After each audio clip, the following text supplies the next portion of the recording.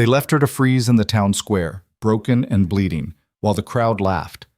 But when the mountain man stepped through the blizzard and spoke one sentence that silenced them all, everything changed. What he did next wasn't mercy, it was something far more dangerous. This is a story of survival, secrets buried in snow, and a woman who discovered she was never meant to disappear. Stay with me until the end. Hit that like button and drop a comment telling me what city you're watching from. I want to see how far this story travels. The cold had teeth. Mara Whitlock felt them sink deeper with every gust of wind that tore through Coldwater's town square. Her knees pressed into frozen mud that had gone hard as stone overnight, and her hands, Christ, her hands didn't even shake anymore. That scared her more than the cold itself.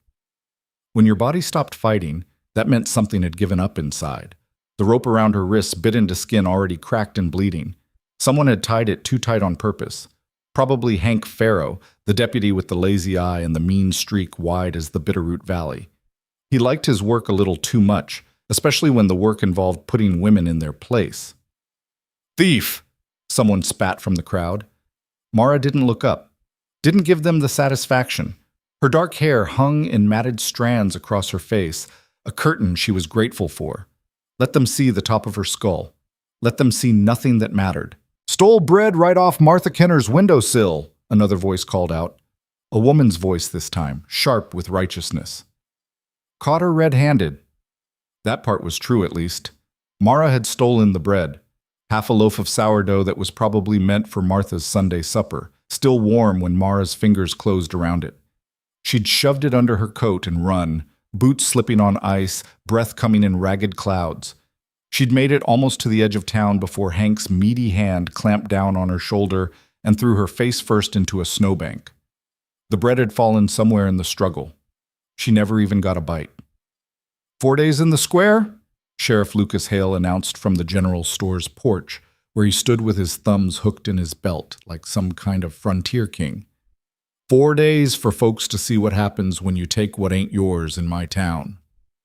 His town. That's what burned. The way he said it like he owned every building, every soul, every breath of frozen air. Maybe he did. Lucas Hale had been sheriff for going on 8 years now, and in that time Coldwater had bent itself into whatever shape he wanted. People who questioned him tended to leave, or disappear, and the ones who stayed learned to keep their heads down and their mouths shut. Mara had learned that lesson too late. "Should have just let her starve quiet-like," someone muttered. "This is a waste of good rope." Laughter rippled through the crowd. Maybe 24 people had gathered despite the cold, drawn by that sick curiosity that made folks slow down to look at accidents. Mara recognized most of them. The baker who'd stopped selling to her 3 months back when her credit ran dry. The seamstress who'd chased her out with a broom for asking about work. The clerk from the land office who looked right through her like she was glass. She'd been invisible in this town for so long. Funny how theft made you visible again. "Anyone speaks for her, they can join her out here," Hale continued, his voice carrying easy over the wind. He was a big man, solid through the chest and shoulders, with a face that might have been handsome if it weren't so cruel. Salt and pepper hair, neat mustache, eyes like river ice. "I run a fair town, a lawful town, and the law says thieves get punished. Fair." The word almost made Mara laugh, but her throat was too dry and her lips too cracked. There was nothing fair about Coldwater, nothing fair about the way land got divided up or how the water rights seemed to flow only to those who already had money. Nothing fair about the way her father's claim had been reviewed after he died and somehow ended up in Hale's name. Nothing fair about the fact that she'd been 13 years old when it happened, and nobody had lifted a finger to help. The wind picked up, bringing fresh snow with it, fat flakes that stuck to Mara's eyelashes and melted into cold tracks down her cheeks. She'd been out here since dawn. The sun, what little of it showed through the clouds, had climbed maybe a quarter of the way up the sky. That meant hours to go. Hours, and then tomorrow, and the day after that. 4 days. She wouldn't last 4 days. Hell, she probably wouldn't last through the first night. The temperature would drop when the sun set, and there was no moon predicted. Just darkness and cold and wind that could strip the warmth from a body in minutes. Maybe that was the point. "Move along now," Hale was saying, making shooing motions with his hands. "Show's over. Got better things to do than stand around watching trash freeze. The crowd began to disperse, slowly, reluctantly. A few people lingered, but a hard look from Hale sent them scattering. Within minutes, the square was empty except for Mara and the deputy stationed by the mercantile to make sure she didn't somehow untie herself. Young kid, barely 20, with pimples still dotting his jawline. He wouldn't meet her eyes. Time stretched out thin and strange. Mara's thoughts came slower, thick like honey in winter. She thought about her father, about the cabin they'd shared up past Widow's Creek, about the way he used to sing while he worked, old songs in a language she never learned, about his hands, always stained with ink from the land surveys he drew up, about the way Sheriff Hale had shown up 2 weeks after the funeral with papers saying the claim was disputed, about how nobody disputed it after that. She thought about bread, real bread, the kind her mother used to make before the fever took her, soft inside with a crust that crackled when you tore it, butter melting into the warm center. She could almost taste it, almost feel it, and then the wind slapped her back to reality, and there was nothing but cold and the ache in her knees and the way her wrists had gone numb. The sun crawled across the sky. Snow fell. The deputy changed shifts, this one older, with a tobacco-stained beard and a flask he kept sneaking sips from. Mara's vision started to blur at the edges, darkness creeping in that had nothing to do with the hour. She was going to die out here. The thought came clear and simple, like someone had spoken it aloud. No drama to it, just fact. Her body was shutting down piece by piece, blood retreating from her extremities to protect the vital organs for as long as possible. Soon, even that wouldn't be enough. She'd slip into unconsciousness, then into something deeper, and by morning she'd be frozen solid. Maybe they'd leave her in the square as a warning. Maybe they'd bury her in the potter's field where they put drifters and drunks. Maybe they wouldn't bother at all. Didn't matter much either way. The light was fading when she heard the horse. At first she thought she'd imagined it, that sound of hooves on frozen ground, her mind playing tricks, conjuring rescue that wasn't coming. But then the deputy straightened up, hand going to the rifle leaning against the mercantile wall, and Mara knew it was real. The horse appeared out of the snow like a ghost materializing. Big animal, dark coat almost black except for a white blaze on its face. The man riding it was bigger still, broad through the shoulders and wrapped in furs that made him look half bare. His face was hidden beneath a wide-brimmed hat pulled low and a scarf wound around his nose and mouth. Mara had seen him before. Everyone in Coldwater had seen him, or at least caught glimpses. The mountain man. The one who came into town maybe 3 times a year for supplies, paid in gold dust and furs, and never said more than a handful of words to anyone. Stories swirled around him like snow. That he'd killed a man down in Colorado, that he'd been a soldier, that he was crazy, that he was dangerous, that he lived alone up in the high country where winter never really left and no sane person ventured. His name was Elias Crow. Mara knew that much because she'd seen it on the ledger at the general store once, written in the shopkeeper's cramped handwriting. But that was all she knew. All anyone knew. He reined in his horse maybe 10 feet from where Mara knelt. The deputy had his rifle up now, not quite pointing it, but making sure it was visible. "Move along," the deputy said, trying to sound authoritative and mostly succeeding.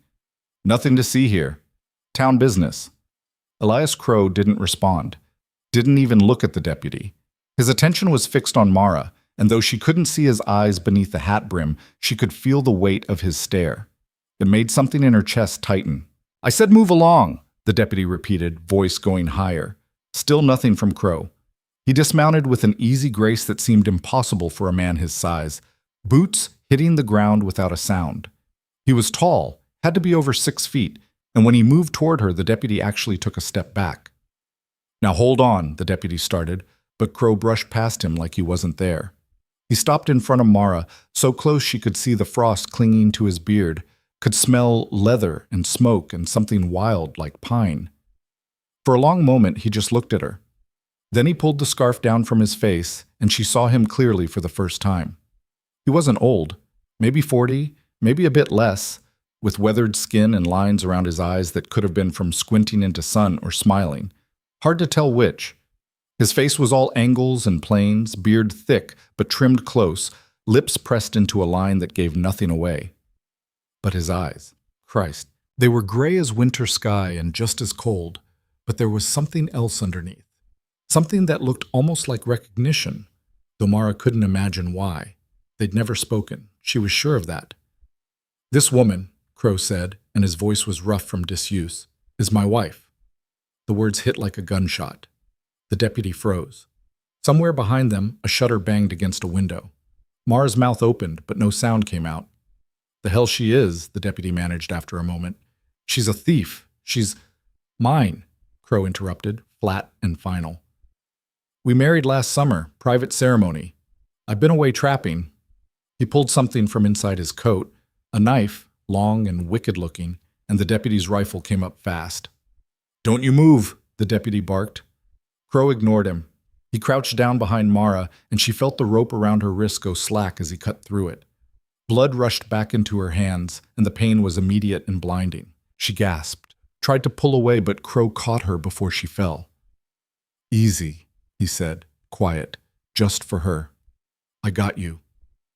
"You can't just—" The deputy was sputtering now, confused and angry and uncertain all at once.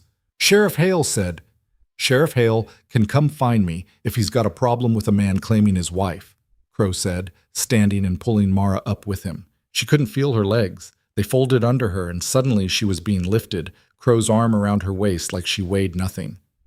"Tell him I'll be in the high country. He knows where."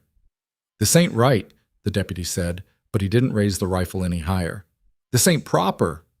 "Neither is leaving a woman to freeze," Crow shot back. And there was something in his voice then, something sharp and dangerous that made the deputy go pale. "Now, you go get your sheriff. Tell him exactly what I said. Tell him Elias Crow took his wife home. See what he says." He turned before the deputy could respond, half carrying Mara to his horse. The animal stood steady as he lifted her into the saddle, then swung up behind her. His arm came around her waist again, solid and warm, and Mara realized she was shaking so hard her teeth clattered together. "Hold on," Crow murmured against her ear, and then they were moving. The horse's gait was smooth, but Mara barely felt it. She was floating, disconnected, her mind struggling to catch up with what had just happened. The town square faded behind them, swallowed by snow. The buildings blurred past, and then they were out, heading north, the road climbing steadily into the foothills, into the mountains, into the kind of wilderness that ate people and never gave them back. Mara tried to speak, to ask what the hell he was doing, why he'd said those things, where he was taking her, but her jaw wouldn't work right, and the words came out as broken sounds that the wind stole away. "Don't talk," Crow said. "Save your strength. We got a ways to go yet." The world tilted. Mara's vision grayed out, came back, grayed out again. She was aware of movement, of cold, of the steady rhythm of the horse's stride, of the man behind her, his body a wall of warmth against her back. Her head lolled to the side and she saw pine trees, snow-heavy and dark, saw the last of the daylight bleeding out of the sky, saw stars beginning to prick through the clouds. "Wife," he'd said. The word echoed in her skull, senseless. They'd never met, never spoken. She didn't even know what he looked like under all those furs until 10 minutes ago. Why would he say that? Why would he risk Hale's wrath? Why would he take her? The questions dissolved into darkness. Mara felt herself slipping, felt consciousness trying to flee. She fought it for a moment, some animal part of her brain screaming that passing out now meant vulnerability, meant danger, meant trusting a stranger who'd just claimed ownership of her in front of half the town. But her body had other ideas. It had been running on empty for too long, and now that there was warmth and safety, or at least the illusion of it, everything just shut down. The last thing she remembered was Crow's voice, low and steady. "Got you," he said again. "I got you." Then nothing. Well, when Mara woke up, she was warm. That was the first thing her brain registered, even before she opened her eyes. Warmth, blessed and complete, soaking into her bones after what felt like years of cold. She was lying on something soft. A bed, she realized, with actual blankets, wool and heavy. A fire crackled somewhere nearby. The air smelled like wood smoke and coffee. For one confused moment, she thought she was dreaming, or dead. Maybe this was heaven, or whatever came after, and it was just a warm room with a fire. Then her wrists started throbbing, and she knew she was alive. Dead people didn't hurt like this. She opened her eyes. The room was small, log walls chinked tight against the cold. A single window shuttered and barred. A stone fireplace dominated one wall, flames dancing behind an iron grate. The bed she lay in was pushed into the corner, simple frame with a rope mattress, but the blankets were thick and well made. Across from her was a table with 2 chairs, a shelf lined with tins and jars, a cast iron stove, a cabin. She was in a cabin, and sitting at the table, his back to her, was Elias Crow. He'd shed the furs. Now he wore just a flannel shirt and canvas pants, suspenders hanging loose at his sides. His hair was longer than she'd thought, dark with gray threading through it, tied back at his nape. He was doing something with his hands, some kind of work she couldn't see, his shoulders moving in slow, deliberate motions. Mara tried to sit up and immediately regretted it. Her head spun, her vision blurred, and a wave of nausea hit so hard she thought she might vomit. She fell back against the pillow with a gasp that came out too loud in the quiet room. Crow turned. His expression didn't change, but he set down whatever he'd been working on and stood. 3 steps and he was beside the bed, close enough that Mara could see the gray in his beard up close, the lines around his mouth. "Easy," he said, same voice as before, rough and low. "You been out for near 2 days. Body's still figuring out it ain't dying anymore." 2 days. The words didn't make sense at first. Then they did, and Mara's stomach clenched. "Where?" Her voice cracked, barely above a whisper. She tried again. "Where am I?" "My cabin. Up past Blackstone Ridge, about 12 miles north of Coldwater." He pulled one of the chairs over and sat down, elbows on his knees. "You're safe here. No one's coming." Safe. The word felt foreign. Mara's fingers clutched at the blankets, her mind racing. She remembered the square, the cold, the way the crowd had watched her suffer. Remembered Crow cutting her free, his impossible claim, the ride into darkness. "Why did you say that?" The question came out harder than she meant it to. "About me being your wife." "Why did you lie?" Crow was quiet for a moment. Then he reached for something on the bedside table, a cup, she realized, steam rising from it, and held it out to her. "Broth," he said. "Drink. Then we'll talk." "I don't want broth. I want answers." "You want to pass out again? Because that's what'll happen if you don't get something in you." He pushed the cup closer. "Drink, please." The please surprised her, made it less of an order and more of a request. Mara stared at the cup for a long moment, then slowly reached for it. Her hands shook so badly she nearly dropped it, but Crow steadied it with one of his own, guiding it to her lips. The broth was rich and salty, chicken or maybe venison, with herbs she couldn't name. It hit her empty stomach like liquid fire, and for a second she thought she'd be sick. But then the warmth spread and her body seemed to remember what food was, what it meant, and she was drinking greedily, barely pausing to breathe. Crow let her drain half the cup before he pulled it back. "Slow," he said. "Too much too fast and you'll just bring it back up." Mara wiped her mouth with the back of her hand. She could feel the broth working through her, could feel her thoughts sharpening a little. Not much, but enough. "Why?" she asked again. Crow set the cup aside and leaned back in the chair. For the first time since she'd woken, he looked uncomfortable. Not scared, not nervous, just uncertain, like he was trying to find the right words and coming up short. "Because they were going to kill you," he said finally. "Maybe not on purpose. Maybe Hale just wanted to scare you, make an example, but 4 days in that cold?" He shook his head. "You wouldn't have lasted 1. "So you decided to save me." Mara heard the bitterness in her own voice and didn't try to hide it. "Out of the goodness of your heart. A stranger." "Not a stranger." That stopped her. "What?" Crow stood up, walked to the window, looked out through the shutters at whatever lay beyond. When he spoke, his voice was careful, measured. "Your father was James Whitlock. Ran a claim up past Widow's Creek about 15 years back. Good man, fair man. We did business a few times. I'd bring him pelts, he'd survey land for me and trade." Mara's breath caught. "You knew my father?" "Not well, but I knew him, And I knew what happened after he died. Crow turned to face her. Knew how Hale took that claim. Knew how he ran you out. I was laid up with a broken leg that winter, or I might have done something about it then. But you didn't. No. No excuses, no justification, just the flat admission.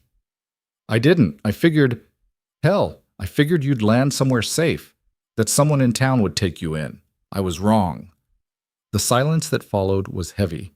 Mara stared at this man who'd just upended her entire understanding of the last 2 days. He'd known her father, had done business with him, had watched while Hale stole everything and done nothing. And now he'd risked everything to pull her out of the square. The wife thing, she said slowly. That was the only way to claim me without starting a fight you couldn't win. Hale's got 6 deputies in the town behind him. I'm one man. Crow's jaw tightened. But a man's got a right to his wife. Even Hale won't push on that, not publicly. But I'm not your wife. No, you're not. He came back to the chair, sat down heavy. Look, I know this is strange. I know you got no reason to trust me. But here's the truth. You stay here through winter, keep your head down, and come spring you can go wherever you want. I'll give you supplies, stake you for a new start somewhere far from Coldwater. Or if you want to leave now, I'll take you as far as Laurel Creek, and you can catch the stage from there. Mara processed this, tried to find the trap, the angle, the thing he wasn't saying. Men didn't just help, not in her experience. They wanted something, always. What do you get out of this? She asked. Crow smiled, just a little, and it changed his whole face, made him look younger, less hard. Company, maybe, someone to talk to besides the horse. Gets lonely up here. You live alone by choice. I do, but that don't mean I like it all the time. The smile faded. I ain't asking anything from you, Mara. No expectations, no obligations. You want to spend the winter in that bed and never say a word to me, that's fine. You want to help with chores, learn some skills, that's fine too. It's your choice. Choice. When was the last time anyone had given her that? Mara looked around the cabin again, really seeing it this time. It was sparse but clean, everything in its place. The kind of space someone lived in, not just occupied. On the shelf she spotted a few books, their spines worn. Above the fireplace hung a rifle, oiled and ready. In the corner near the door sat a pair of snowshoes and a heavy coat. One set of shoes. He really did live alone. How long until spring? She asked. 4 months? Maybe 5 if the snow's heavy. 4 months in a cabin with a stranger. 4 months in the mountains where no one would hear her scream if things went wrong. 4 months of being completely dependent on a man she didn't know, whose motive she couldn't quite figure out. Or she could leave now. Take her chances with the stage to Laurel Creek. Hope she had enough strength to make it that far. Hope she could find work in some other town, some other place where Sheriff Hale's reach didn't extend. Hope someone else would be kind. Mara closed her eyes.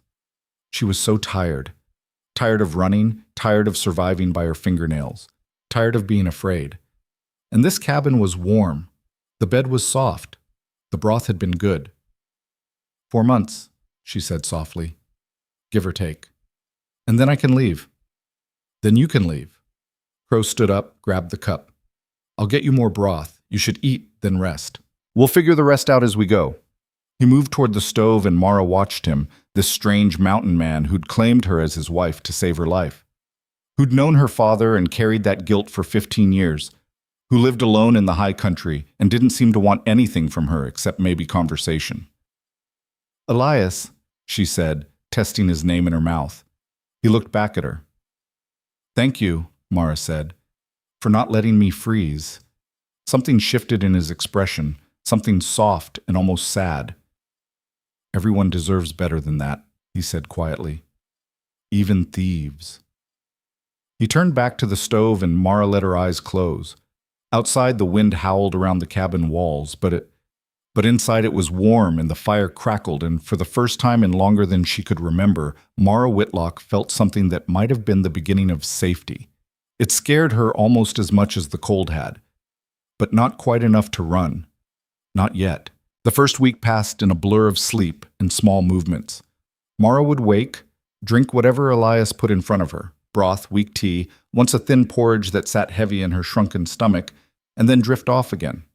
Her body was doing the work of healing itself, knitting together the damage that cold and hunger had done, and it took everything she had.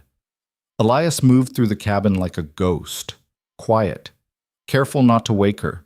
She'd open her eyes and find him at the table, mending a trap or sharpening a knife. Other times he'd be gone entirely, out doing whatever it was mountain men did in the dead of winter, and she'd be alone with just the fire and the wind outside and her own scattered thoughts. He never pushed, never asked questions.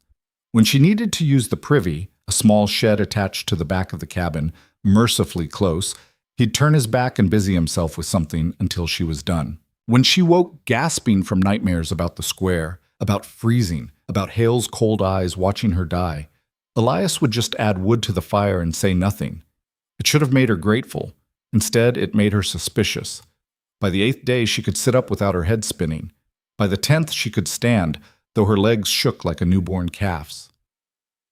Elias brought her one of his shirts to wear. Hers had been ruined, stiff with ice and filth, and a pair of wool socks that came up past her knees. The shirt hung on her like a dress, the sleeves rolled up 3 times, but it was clean and warm and smelled like pine soap. "Need to wash up," she said that morning, her voice still rough but stronger. "I smell like death." Elias glanced up from the stove where he was frying salt pork. "Snow's melted. Got a basin I can fill, warm the water for you." "I can do it myself." "Didn't say you couldn't." He flipped the pork, fat, sizzling. "Just offering." Mara bit back the sharp response that wanted to come. He was helping, that was all. No need to bite his head off for it. "Thank you," she managed. He just nodded. The basin turned out to be an old copper tub, dented and patched, but still holding water. Elias filled it bucket by bucket from the barrel outside, then heated stones in the fire and dropped them in until steam rose. He rigged a blanket across the corner of the cabin to give her privacy, then disappeared outside to check his traps. Mara waited until she heard his footsteps crunch away through the snow before she stripped off the borrowed shirt. Her reflection in the water's surface made her stomach turn. Ribs showing stark, collarbones like knife edges, bruises fading to yellow-green all along her arms and legs. The rope burns on her wrists were scabbed over, but angry-looking, the skin around them still raw. She looked like something that had barely survived, which she supposed she was. The water was just shy of too hot, and it hurt going in, her skin protesting the temperature. But then the warmth sank deep, and Mara felt something in her chest unlock. She scrubbed herself with the bar of pine soap Elias had left, worked her fingers through the mats in her hair until it hung in wet, dark ropes down her back. The water turned gray, then brown. She didn't care. When she finally climbed out, she felt lighter, cleaner, almost human again. Elias came back an hour later with 2 rabbits hanging from his belt, already gutted and cleaned. He glanced at the basin, now drained and tipped against the wall, then at Mara curled in the chair by the fire with her damp hair drying. "Better?" he asked. "Yeah." He hung the rabbits from a hook near the door and washed his hands in the bucket. "You up for real food tonight? Rabbit stew." Mara's stomach growled loud enough that he heard it. The corner of his mouth twitched. "I'll take that as a yes." He worked while she watched, his movements efficient and practiced. Chopped the meat, threw it in a pot with water and root vegetables pulled from a sack in the corner. Added salt, some dried herbs she didn't recognize. Soon the cabin filled with the smell of cooking meat, and Mara's mouth watered so hard it ached. "Where'd you learn to cook?" she asked, breaking the silence that had stretched between them. "Army," Elias said without looking up. "You learn quick when the choice is cook or starve." "You were a soldier?" "Long time ago." He stirred the pot, tasted it, added more salt. "Different life." Mara wanted to ask more. Where he'd fought, what he'd seen, why he'd left. But something in the set of his shoulders told her to leave it alone. Everyone had things they didn't want to talk about. She sure as hell had her share. The stew was ready by sunset. Elias ladled it into 2 wooden bowls, and they ate in silence, sitting across from each other at the small table. The meat was tender, the broth rich, and Mara had to force herself to eat slowly. Her stomach had shrunk, and too much too fast would make her sick, but everything in her screamed to stuff herself, to eat until the hollow ache inside was gone. "Slow down," Elias said, not unkindly. "It'll still be there in 5 minutes." "How do you know I won't eat it all?" "Because I made enough for 3 days." He gestured to the pot still simmering on the stove. "You want more? There's more." It was such a simple thing, such a basic promise, but it hit Mara sideways, made her throat tight. When was the last time someone had made sure there was enough? When had there ever been more? She set down her spoon before she did something stupid like cry. "Thank you," she said quietly. Elias looked at her for a long moment, then he went back to eating. That night Mara lay in bed, her bed now. Elias had made that clear. He slept in a bedroll by the fire and listened to the wind howl outside. The cabin creaked and settled, wood contracting in the cold. Somewhere in the distance a wolf howled, long and lonely. She should have been terrified. Alone in the wilderness with a strange man, miles from anyone who might help if things went wrong. But instead she felt calm, safe even, which made no sense at all. "Elias?" she said into the darkness. "Yeah? Why do you really live up here? Alone?" Silence, long enough that she thought he wouldn't answer. Then, "Because people are disappointing. Mountains aren't." Mara almost laughed. "That's it? That's your reason?" "That's enough of one." She heard him shift in the bedroll. "Why'd you stay in cold water after Hale took your father's claim? Could have left. Started over somewhere else." Now it was her turn to be quiet. She stared at the ceiling, at the shadows the firelight threw across the beams. "Because it was mine," she said finally. "That land, that claim. My father worked himself to death for it, and I wasn't going to just let Hale have it without a fight." "How'd that work out?" "I'm here, aren't I?" Bitterness crept into her voice. "I fought, and I lost, and I ended up half dead in a town square. So not great." "You're alive. That counts for something." "Does it?" "Ask me again in the spring." Mara closed her eyes. Outside, the wind picked up, rattling the shutters. She pulled the blankets tighter and tried not to think about what spring would bring. Tried not to think about the fact that she had nowhere to go, no plan, no future beyond surviving the next 4 months. One day at a time. That's all she could manage. One day at a time. The second week brought restlessness. Mara was stronger now, able to move around the cabin without getting winded, and lying in bed all day made her skin crawl. She started helping with small things, washing dishes, folding blankets, keeping the fire fed. Elias didn't comment, just moved around her like he'd always expected her to be there. On the 15th day, she asked to go outside. Elias looked up from the fox pelt he was scraping, one eyebrow raised. "Cold out there." "I've been cold before." "Not like this. This is mountain cold. It'll freeze your lungs if you're not careful." "Then teach me how to be careful." He studied her for a moment, then nodded. "All right, but you wear what I tell you to wear, and you don't wander off. Deal?" "Deal." He bundled her up like a child. Undershirt, wool shirt, sweater, coat that was too big but lined with fur, wool pants cinched with rope, 2 pairs of socks, boots stuffed with dried grass for insulation, a hat that covered her ears, a scarf wound around her face until only her eyes showed. By the time he was done, she could barely move. "I look ridiculous," she said, her voice muffled. "You look warm. That's what matters." He opened the door and the cold hit like a wall. Mara gasped, the air sharp enough to cut, and for a second she wanted to retreat back inside. But then Elias stepped out and she followed because damned if she'd show weakness now. The world was white. White and blue and blinding in the morning sun.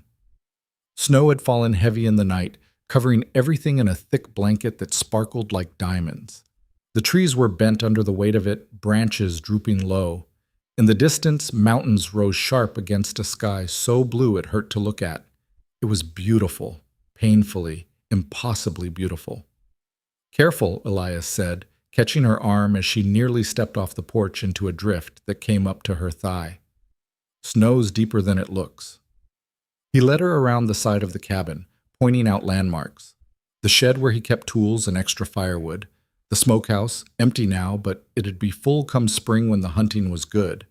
The privy, which she already knew. the barrel where he collected snowmelt for water. Beyond the clearing, the forest pressed in close and dark. Mara could see tracks in the snow, deer, rabbit, something bigger she couldn't identify. "What made those?" she asked, pointing to the large prints. "Elk, probably. Maybe moose. They come down from the high country when the snow gets deep, looking for food." "Are they dangerous?" "Can be, if you spook them, but mostly they just want to be left alone." He started walking a path he'd clearly worn into the snow, heading toward the tree line. "Same as most things up here." Mara followed, her legs burning with the effort of moving through the snow. They didn't go far, maybe 100 yards from the cabin, but by the time Elias stopped, she was breathing hard. "This is where I set the closest traps," he said, pointing to a spot where the snow looked disturbed. "Come out every morning to check them. Sometimes there's something, sometimes not." "What do you trap?" "Rabbits, mostly. Fox, if I'm lucky." Beaver down by the creek when it's not frozen solid. He crouched down, brushed snow away from what looked like a bent sapling. "See this? Spring trap. Animal steps on the trigger, loop catches them around the leg or neck. Quick, usually, cleaner than some methods." Mara watched as he reset the trap, his hands quick and sure even in the cold. There was something almost graceful about the way he worked, like he'd done it 1,000 times and his body just knew the movements. "Could you teach me?" The words were out before she'd thought them through. Elias glanced up at her. "To trap?" "To, I don't know. Whatever you do. Hunt, trap, survive out here." She gestured vaguely at the wilderness around them. "I'm not going to spend 4 months just sitting by the fire." "Didn't figure you would." He stood, brushed snow off his knees. "But trapping's one thing. Surviving out here is something else. It's hard work. Dangerous if you don't know what you're doing." "So teach me how to know what I'm doing." He was quiet for a moment, his gray eyes searching her face. Then he nodded slowly. "All right, we'll start small. But you do what I say, when I say it. No arguments." "No arguments," Mara agreed. "And if you get hurt, you tell me right away. Don't try to tough it out. Frostbite, hypothermia, broken bones, that stuff kills quick up here." "I understand." "Do you?" He stepped closer, close enough that she could see the frost clinging to his beard. "Because I ain't losing someone else to these mountains, Mara. Your father was a good man, and I should have done more to help after he passed. I got a chance to do right by you now. Don't make me regret it." The words hung between them, heavy with meaning. Mara swallowed hard. "I won't," she said. Elias held her gaze a moment longer, then nodded. "Come on, let's get back before you freeze." The lessons started the next day. Small things at first. How to properly layer clothing. How to tell if snow was safe to walk on or likely to give way. How to read animal tracks. Elias was patient but firm, correcting her when she made mistakes, showing her again and again until she got it right. "You're thinking like a townsfolk," he said one afternoon when she'd tried to start a fire using green wood.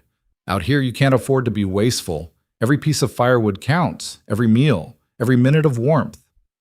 "I grew up on a claim," Mara shot back, frustrated. "I'm not some city girl."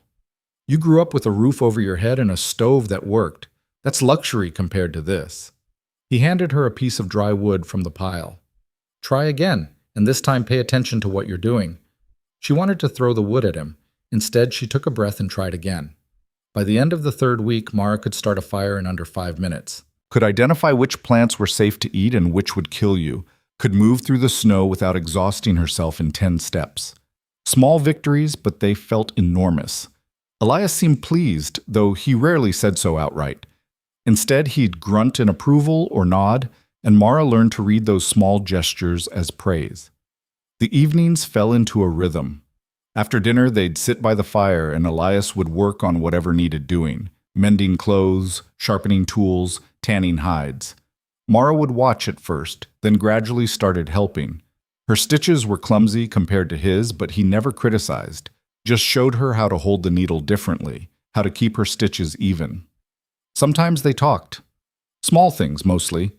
The weather, the traps, what supplies they'd need come spring. But sometimes the conversations went deeper.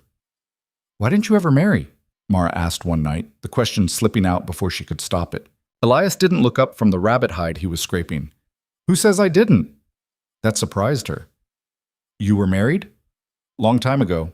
She died in childbirth. Baby too. His hands kept moving, steady and methodical. That was down in Colorado before I came north. Before the army. I'm sorry. Was a lifetime ago.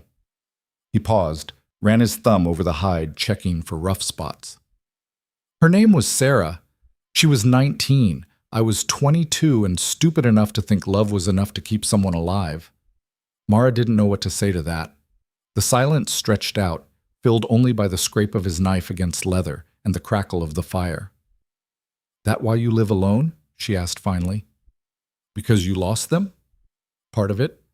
Elias set down the hide, flexed his hands. Mostly I just got tired of trying to fit into places I didn't belong. Town life, people and their politics and their judgments. Out here it's simple. You work or you die. The mountain doesn't care who you were before. Sounds lonely. It is. He looked at her then, really looked at her. But lonely's better than hurting. Mara understood that. Better than she wanted to admit. The fourth week brought the first real storm. Elias saw it coming the day before, clouds building dark over the peaks, the wind shifting cold from the north, the animals going quiet in a way that meant they were bedding down. We're about to get hit hard, he said, bringing in extra firewood and stacking it high by the door. Could last a few days. We'll need to stay inside, keep the fire going, ride it out. How bad? Bad enough. He checked the shutters, made sure they were secure. You ever been through a real blizzard? Once, when I was 12. My father and I holed up in the cabin for 3 days straight. This'll be worse. We're higher up, more exposed. Wind gets mean up here. He pulled down dried meat from the rafters, filled the water barrel from outside while he still could. But we got food, we got fire, we got walls. We'll be fine. The storm hit just after dark.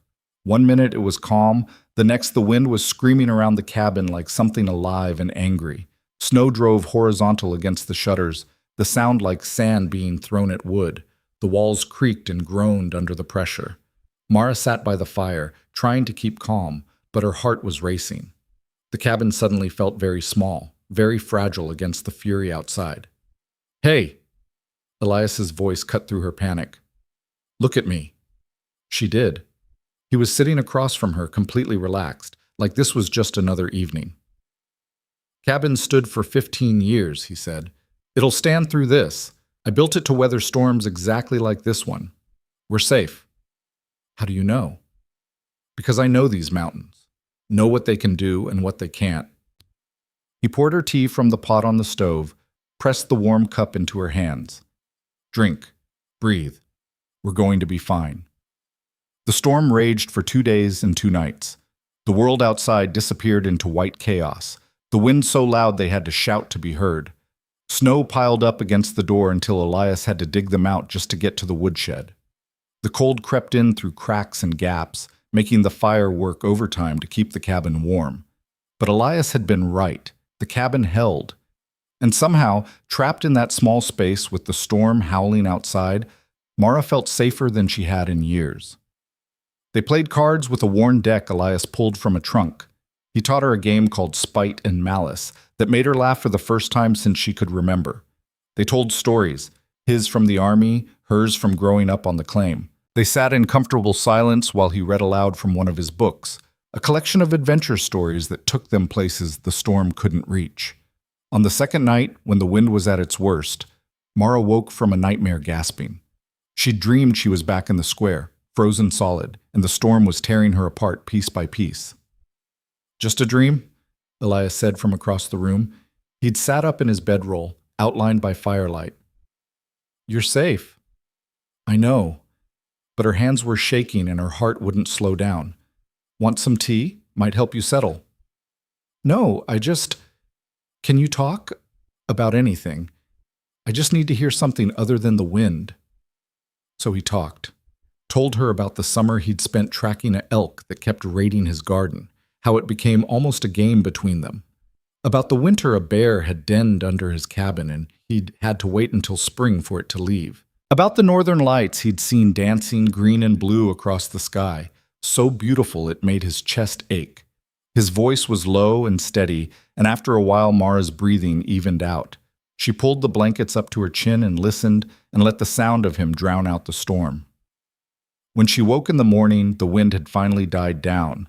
Elias was already up, digging out the door, and weak sunlight filtered through the gaps around the shutters. The storm had passed. The 5th week brought a thaw. The temperature climbed just enough that the snow turned heavy and wet, sliding off the roof in avalanches that made Mara jump.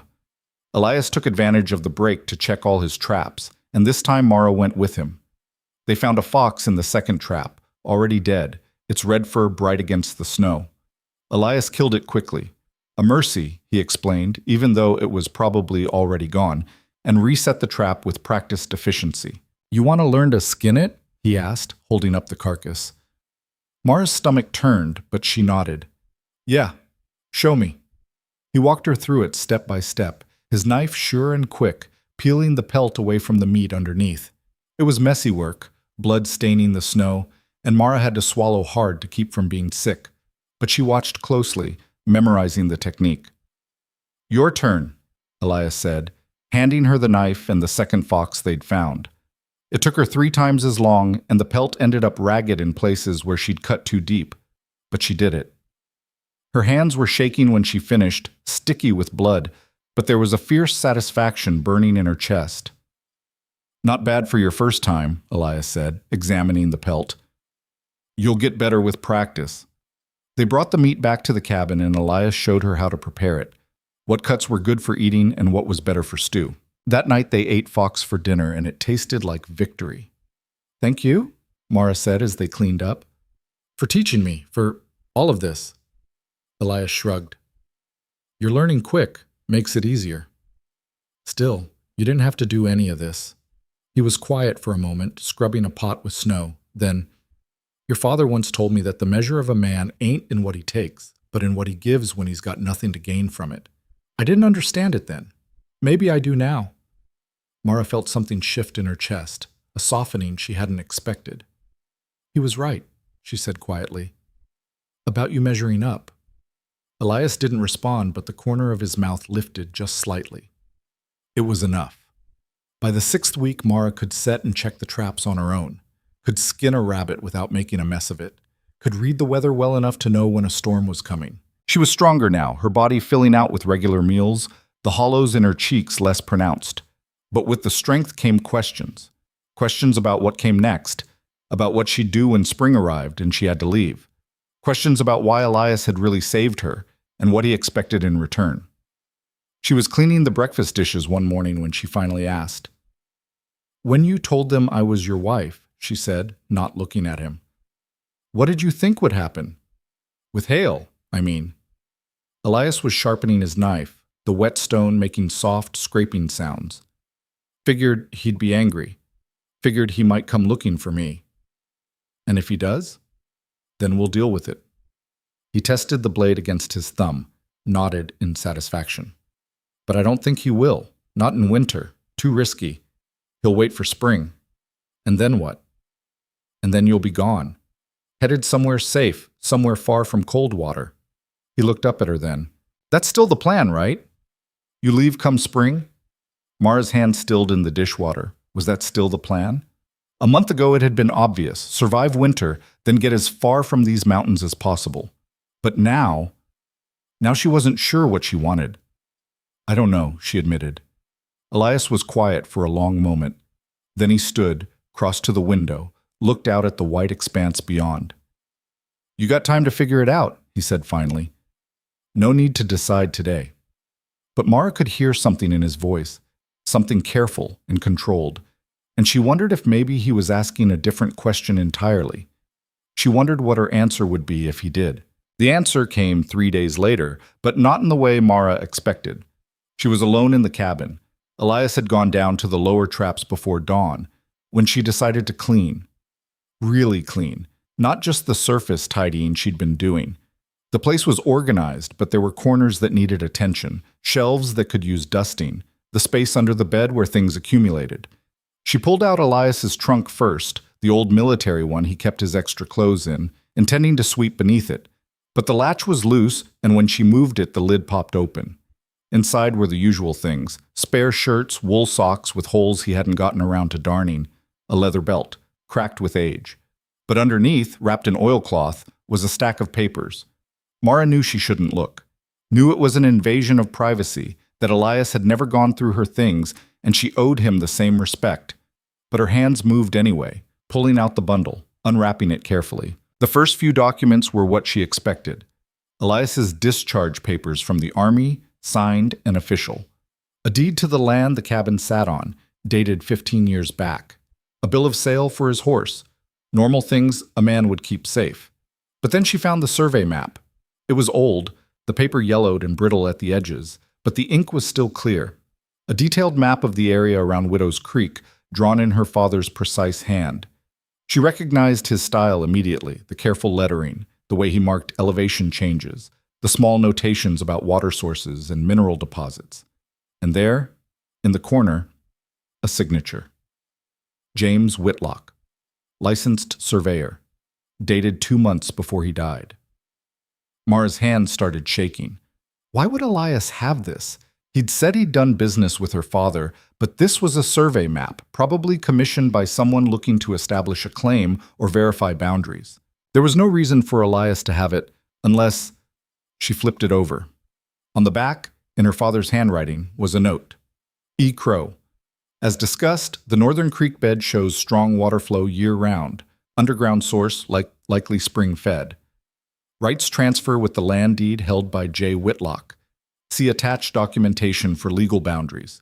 Payment received with thanks. Jada Mara's breath caught. Water rights. Her father had surveyed water rights for Elias, which meant there was documentation somewhere proving ownership.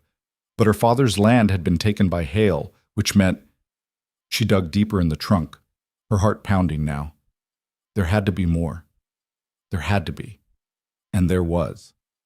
Tucked in the very bottom, in a leather folder she almost missed, were copies of the original claim documents, her father's signature, the official territorial seal, the exact boundaries of the property he'd worked, and clipped to them, in Elias's handwriting this time, a list of dates and names, meetings, conversations, witnesses who'd been at the land office when Hale had filed his counterclaim, people who might have seen the forgery, who might have known the claim was stolen. Elias had been investigating, quietly, carefully, for years. The door opened behind her and Mara spun around, the papers clutched in her hands. Elias stood in the doorway, snow still clinging to his coat, a rabbit hanging from his belt.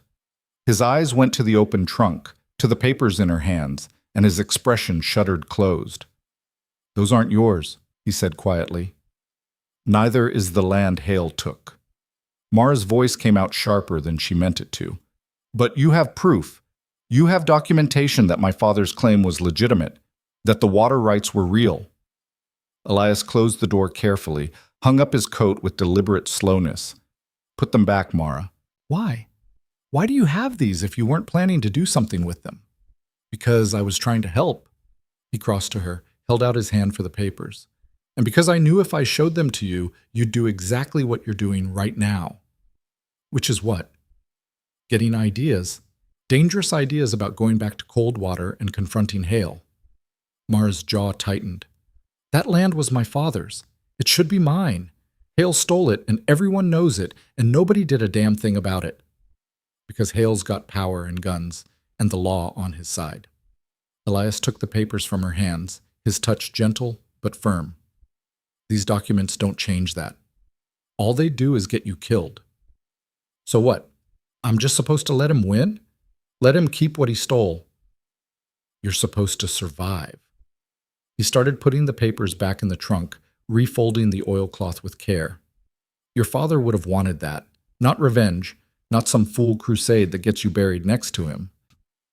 The words hit like a slap. Mara felt tears prick her eyes and hated herself for it. She turned away, fists clenched, trying to breathe through the rage and grief that was suddenly choking her. "You don't know what he would have wanted," she said. "I know he loved you enough to make sure there was proof. Evidence that couldn't be destroyed." Elias's voice was quiet behind her. And I know he asked me the last time we spoke to look after you if anything happened to him. Mara turned slowly. What? Elias wouldn't meet her eyes. He closed the trunk, latched it properly this time. He was sick. Knew he was dying, though he didn't say it outright. Came to me one day, brought these papers, asked me to keep them safe. Said if anything happened to his claim after he was gone, I should make sure you knew the truth, that you had options.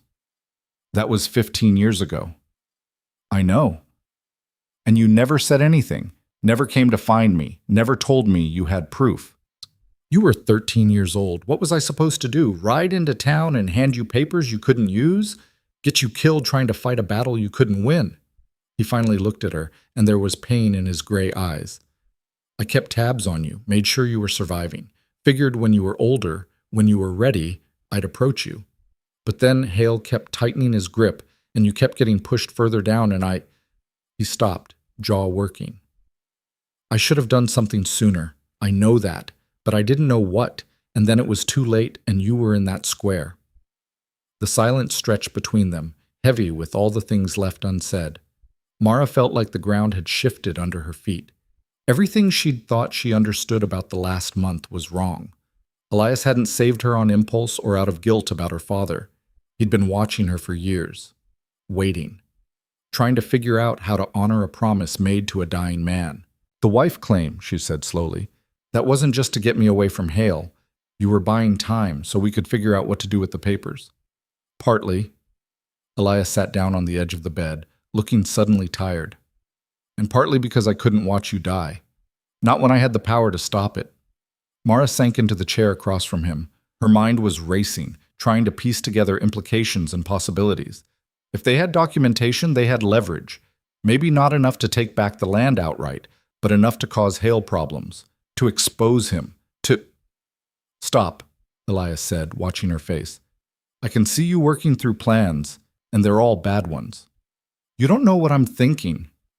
You're thinking you can use those papers to bring Hale down, that you can march into Coldwater and demand justice. His voice was flat. And I'm telling you, that's how you get dead. So what do you suggest? We just hide up here forever? I suggest you wait, build your strength. Come spring, we take the papers to the territorial governor in Helena. Let someone with actual authority deal with it. The governor won't care about some dead prospector's land claim. He might care about a sheriff who's been forging documents and stealing property for 15 years. Elias leaned forward, elbows on his knees. Hale's not just dirty, Mara. He's been doing this to other people. Your father wasn't the first. I got names, dates, other claims that disappeared or got reassigned under suspicious circumstances. Together it paints a picture that even a corrupt governor would have trouble ignoring. Mara stared at him. How long have you been gathering this information? Since your father died. He ran a hand through his hair. I told you, people are disappointing, but that doesn't mean I stopped caring what happened to them.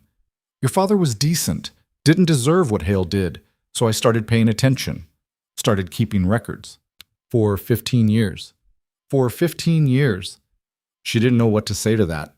The idea that this quiet mountain man had spent a decade and a half documenting corruption, building a case, waiting for the right moment, it didn't fit with the person she thought he was. Then again, maybe she'd never really known who he was at all. Why didn't you take it to the governor yourself?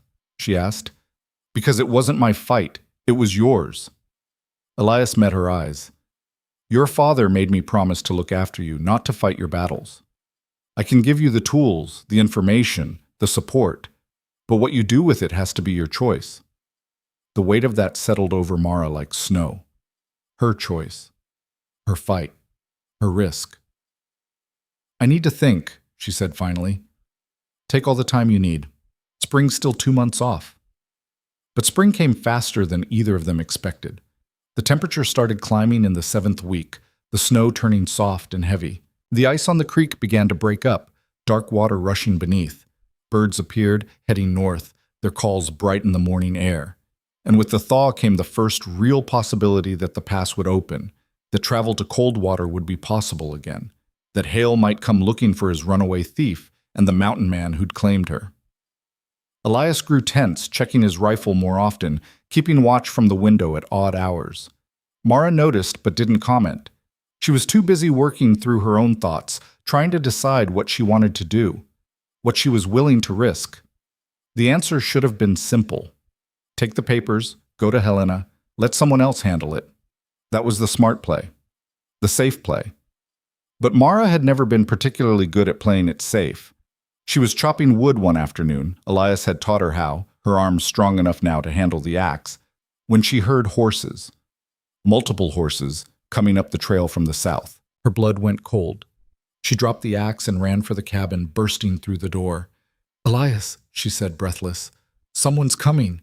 He was already moving, grabbing the rifle from above the fireplace, checking the load. "How many?" "I don't know. More than one." "Get the papers from the trunk. Hide them in the floor cache under the bed." His voice was calm, but his hands were quick, practiced. "Then stay in the corner away from the windows. Don't come out unless I tell you to." "What are you going to do?" "Talk." He pulled on his coat, tucked a knife into his belt. "Maybe that's all this is, someone passing through looking for shelter. And if it's not?" Elias looked at her then, really looked at her, and something passed between them. An understanding, a promise. "Then you run," he said quietly. "There's snowshoes by the back door and supplies in the shed. You take them and you head north to the old trapper cabin at Blackstone. You hide there until it's safe. I'm not leaving you. You will if I tell you to." He crossed to her, put his hands on her shoulders. "Listen to me. If this goes bad, if Hale's come to make trouble, you can't be here. He wants you dead or he wants you quiet, and neither of those things can happen. You understand?" Mara wanted to argue, wanted to say she could fight, that she'd learned enough to be useful in a confrontation. But the look in Elias's eyes stopped her. He was scared. Not for himself, but for her. "I understand," she said. "Good." He squeezed her shoulders once, then let go. "Now get those papers hidden." Mara moved fast, pulling the trunk out, grabbing the leather folder and the survey map. Under the bed was a loose floorboard she'd noticed weeks ago, but never questioned. She pried it up and found a hollow space underneath, just big enough for the documents. She shoved them in, replaced the board, pushed the bed back into place. By the time she was done, the horses were in the clearing. She pressed herself into the corner like Elias had said, heart hammering. Through the gap in the shutters, she could see movement. 4 riders, maybe 5. Big men on big horses, wearing heavy coats and carrying rifles across their saddles. And in front, on a gray gelding with a white star on its forehead, was Sheriff Lucas Hale. Elias stepped out onto the porch, rifle held casual but ready. Mara couldn't see his face, but she could imagine it, blank, giving nothing away. "Hale," Elias said, his voice carrying clear in the cold air. "Long way from town." "Crow." Hale's voice was smooth, almost friendly. "Heard you took something that belongs to me." "Don't know what you're talking about." "The thief, the Whitlock girl." Hale shifted in his saddle, leather creaking. "You claimed her as your wife in front of witnesses. But see, that's interesting, because I checked the marriage records and there's no certificate, no license, nothing legal about it at all. Marriage is between a man and a woman. Don't need the state's permission for that. You do if you want it recognized by law." Hale smiled, but there was no warmth in it. "Which means you kidnapped a convicted criminal. That's a hanging offense in some territories." "She was dying. I saved her life." "You interfered with legal punishment." Hale's hand rested on the rifle across his lap. "Now you can make this easy and send her out, and we'll forget this little misunderstanding. Or you can make it hard, and my deputies here will have to come in and get her. Your choice." Mara's hands were shaking. She wanted to run to the back door to grab the snowshoes and flee like Elias had told her to, but her feet wouldn't move. She couldn't leave him to face this alone. "She's not here," Elias said. "Don't lie to me, Crow. I can see smoke from your chimney. Someone's keeping that fire fed." "I am." "She left 2 weeks ago. Headed east, said she had family in Dakota." Hale's smile widened. "Then you won't mind if we take a look around, just to verify." "I mind plenty. This is my property. You got no authority here." "I got a badge and 5 armed men. That's all the authority I need." Hale signaled to his deputies. "Search the cabin. If she's in there, bring her out. If Crow resists, put him down." The deputies dismounted, spreading out. Mara's heart was in her throat. There were too many of them. Even if Elias got one or two, the others would overwhelm him. This was going to end in blood. But then Elias did something unexpected. He lowered the rifle. "Hold on," he said. "Just hold on a minute." Hale raised a hand and the deputies stopped. "You reconsidering?" "I'm thinking about what your real problem is." Elias's voice was steady, conversational even. "You don't care about some girl who stole bread. You care about what she knows, or what she might have." Something flickered in Hale's expression, just for a second, but Mara saw it. Fear, quick and sharp before he buried it again. "I don't know what you mean," Hale said. "James Whitlock's daughter. You took his land after he died, claimed the water rights. But what if he'd made arrangements? What if he'd documented everything, made copies, gave them to someone he trusted?" Elias tilted his head. "That would be a problem for you. That would be something worth riding into the mountains in early spring to deal with." "You're talking nonsense." "Am I?" Elias took a step forward and 3 rifles came up, pointing at his chest. He ignored them. "See, I knew James, did survey work for him, same as half the prospectors in these hills. And James was careful, meticulous. He wouldn't have left his daughter with nothing, which means somewhere there's proof that you're a thief and a fraud." "Careful, Crow." Hale's voice had gone cold. "You're making accusations you can't back up." "Who says I can't back them up?" Elias smiled, and it was dangerous. "Who says I don't have copies of my own? Survey maps, claim documents, water rights certifications, all signed and dated and stored somewhere safe. Somewhere that if anything happens to me, they get sent straight to the territorial governor." It was a bluff. It had to be. The documents were under the floorboard 10 feet from where Mara was hiding, but Elias sold it like it was truth, his voice confident and unwavering. Hale stared at him for a long moment. Then he laughed, but it sounded forced. "You're smarter than you look, mountain man, but not smart enough." He drew his pistol, cocked it. "Because even if you do have documents, they don't matter if you're not alive to use them. And that girl of yours, if she's really gone like you say, then there's no witness to what happens here. Just a tragic accident, squatter killed by a bear maybe, or a fall. These mountains are dangerous." Mara's breath stopped. This was it. Hell was going to kill Elias, and there was nothing she could do to stop it. The rifle was too far away. She had no weapon, no training, nothing that would make a difference against 5 armed men. But she had something Hale wanted: information, leverage. Before she could talk herself out of it, Mara stood up and walked to the door.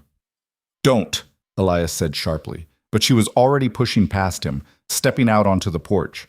Hale's eyes locked on her immediately. "Well, there you are." "Here I am." Mara's voice was steadier than she expected. "And before you do something stupid, you should know that Elias wasn't lying. My father did document everything, and I know where those documents are." "Mara," Elias started, but she cut him off. "Not here," she continued, looking straight at Hale. "Somewhere safe. Somewhere that if I don't show up to collect them by a certain date, they get mailed to Helena, to the governor, the territorial judge, and every newspaper between here and Denver." It was a lie. A desperate, probably transparent lie. But she said it like it was gospel and held Hale's gaze without flinching. "You're bluffing," Hale said. "Am I? You want to risk it?" Mara took a step forward, down off the porch. "Because from where I'm standing, you rode all the way up here in the snow because you're scared.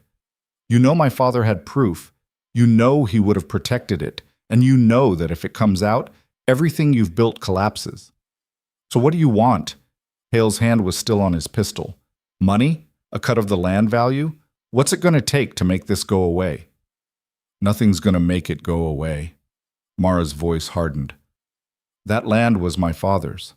Those water rights are mine by inheritance, and I'm going to fight for them until one of us is dead or you give them back. Then I guess we know which one it's going to be." Hale raised the pistol, aiming it at her chest. Mara heard Elias shout something, heard movement behind her. But before anyone could fire, before the world could end in gunshots and blood, a voice cut through the tension. "I wouldn't do that if I were you, Sheriff." Everyone froze. Mara turned and saw a man standing at the edge of the clearing, rifle aimed and steady. He was older, maybe 60, with gray hair and a thick beard. Behind him were 3 more men, all armed, all watching. "Who the hell are you?" Hale demanded. Name's Patterson, Tom Patterson. I prospect on the North Ridge. The old man spat tobacco juice into the snow. And these are my partners. We heard shouting, figured we'd investigate. Didn't expect to find the law threatening unarmed civilians. This is official business. Official business with 5 armed men against 1 woman and an old mountain hermit? Patterson's smile was cold. That don't sound right to me. Sounds like murder. And we're witnesses now. All 4 of us. So you go ahead and pull that trigger, but know that we'll testify to what we saw. Self-defense won't hold up when you're the one with the gun. Hale's face went dark with rage. For a moment, Mara thought he'd shoot anyway. Consequences be damned. But then he slowly lowered the pistol. This isn't over, he said, looking at Mara. You want to fight? Fine. We'll do it legal, in court. And when you lose, and you will lose, I'll make sure you hang for theft and conspiracy. Looking forward to it, Mara shot back. Hale holstered his weapon and jerked his horse around. Move out, he barked at his deputies. They left the same way they'd come, horses churning up snow and mud. Mara watched until they disappeared down the trail, her whole body shaking now that the adrenaline was fading. Patterson and his men came closer, lowering their rifles. You all right, miss? Patterson asked. Yeah, thank you. If you hadn't shown up, we've been keeping an eye on Crow's place since we heard about Hale's little expedition into the mountains. Patterson glanced at Elias. Word travels fast up here. When we heard the sheriff was riding north with armed men, we figured it wasn't social. Elias nodded slowly. I owe you, Tom. You don't owe me nothing. Just doing what's right. Patterson turned to Mara. Your father was a good man, miss. He surveyed my claim back in the day, didn't charge me a penny more than it was worth. If you're fighting Hale for what's yours, you got my support, and my testimony if it comes to that. Mine too, one of the other men spoke up. Hale took my brother's claim 3 years back, said it was abandoned. My brother had just gone to town for supplies. The others nodded agreement. Mara felt something crack open in her chest. Support, allies, people who'd stand with her not because they had to, but because it was right. Thank you, she said, and meant it. The prospectors stayed long enough to make sure Hale and his men were really gone, then headed back to their own claims with promises to check in before the next snow. When they disappeared into the trees, Mara and Elias went back inside the cabin. The silence was thick. Mara sank into a chair, her legs suddenly weak. Elias poured whiskey into 2 cups and pushed one across the table to her. Drink, he said. She did. It burned going down, but the warmth helped steady her. That was stupid, Elias said finally. Walking out there like that. You could have gotten killed. He was going to kill you. Maybe, maybe not, but you didn't know that. I knew enough. Mara set down the cup. And I knew I couldn't hide while you took a bullet for me, not after everything you've done. Elias stared at her for a long moment. Then he drank his own whiskey, grimaced. You meant what you said, about fighting him. Every word. It's going to be ugly. Hale's not going to back down easy, and even with witnesses and documents, there's no guarantee you'll win. I know. You could still leave, take the papers, go to Helena, start over somewhere he can't reach you. Mara met his eyes. Is that what you want me to do? I want you alive. That's not an answer. Elias was quiet. Then, no, it's not what I want. I want you to fight. Want you to take back what's yours and make Hale pay for what he did. But I'm not the one who has to live with the consequences. Neither are you if I run. Mara stood up, moved to the window. Outside, the sun was setting, painting the snow pink and gold. I spent 15 years invisible in that town, powerless. Watching Hale take and nobody stopping him. I'm done being invisible. Then we fight, Elias said simply. Together. Mara turned to look at him. Why? This isn't your fight. You've already done more than enough. I made a promise to your father, and He stopped, looked away. You're not just some obligation, Mara. Not anymore. Maybe you never were. I don't know. But I'm in this now, same as you. So if we're going to war with Hale, we do it together, or not at all. Something shifted in the air between them. Something that had been building for weeks, maybe months, finally settling into place. Mara walked back to the table, stood close enough to see the flecks of blue in Elias's gray eyes. "Together," she said. He reached out, brushed a strand of hair from her face. His touch was gentle, careful, like he was afraid she might break or run. She didn't do either. Outside, winter was finally losing its grip.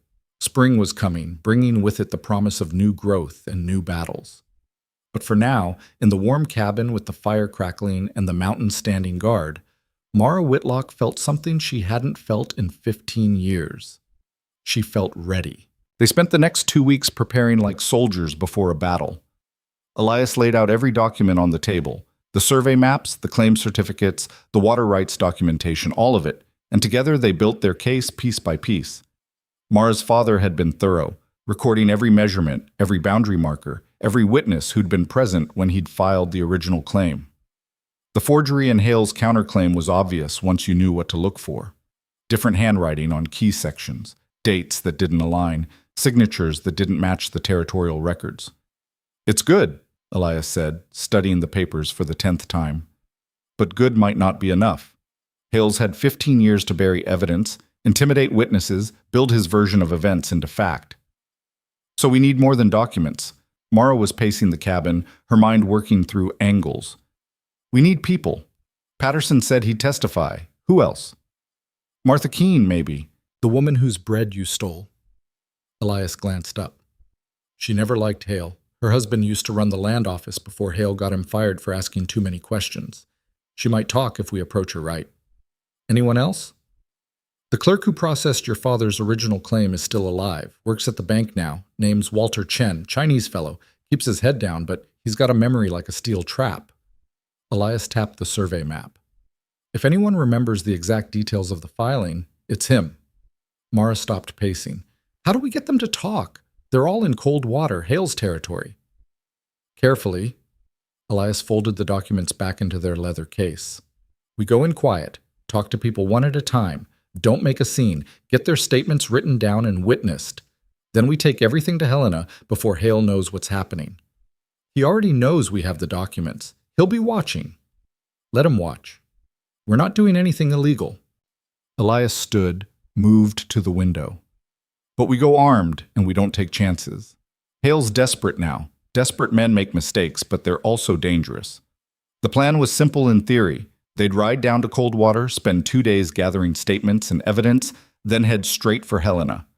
Patterson and his partners would meet them at the territorial courthouse to add their testimony about Hale's attempted murder.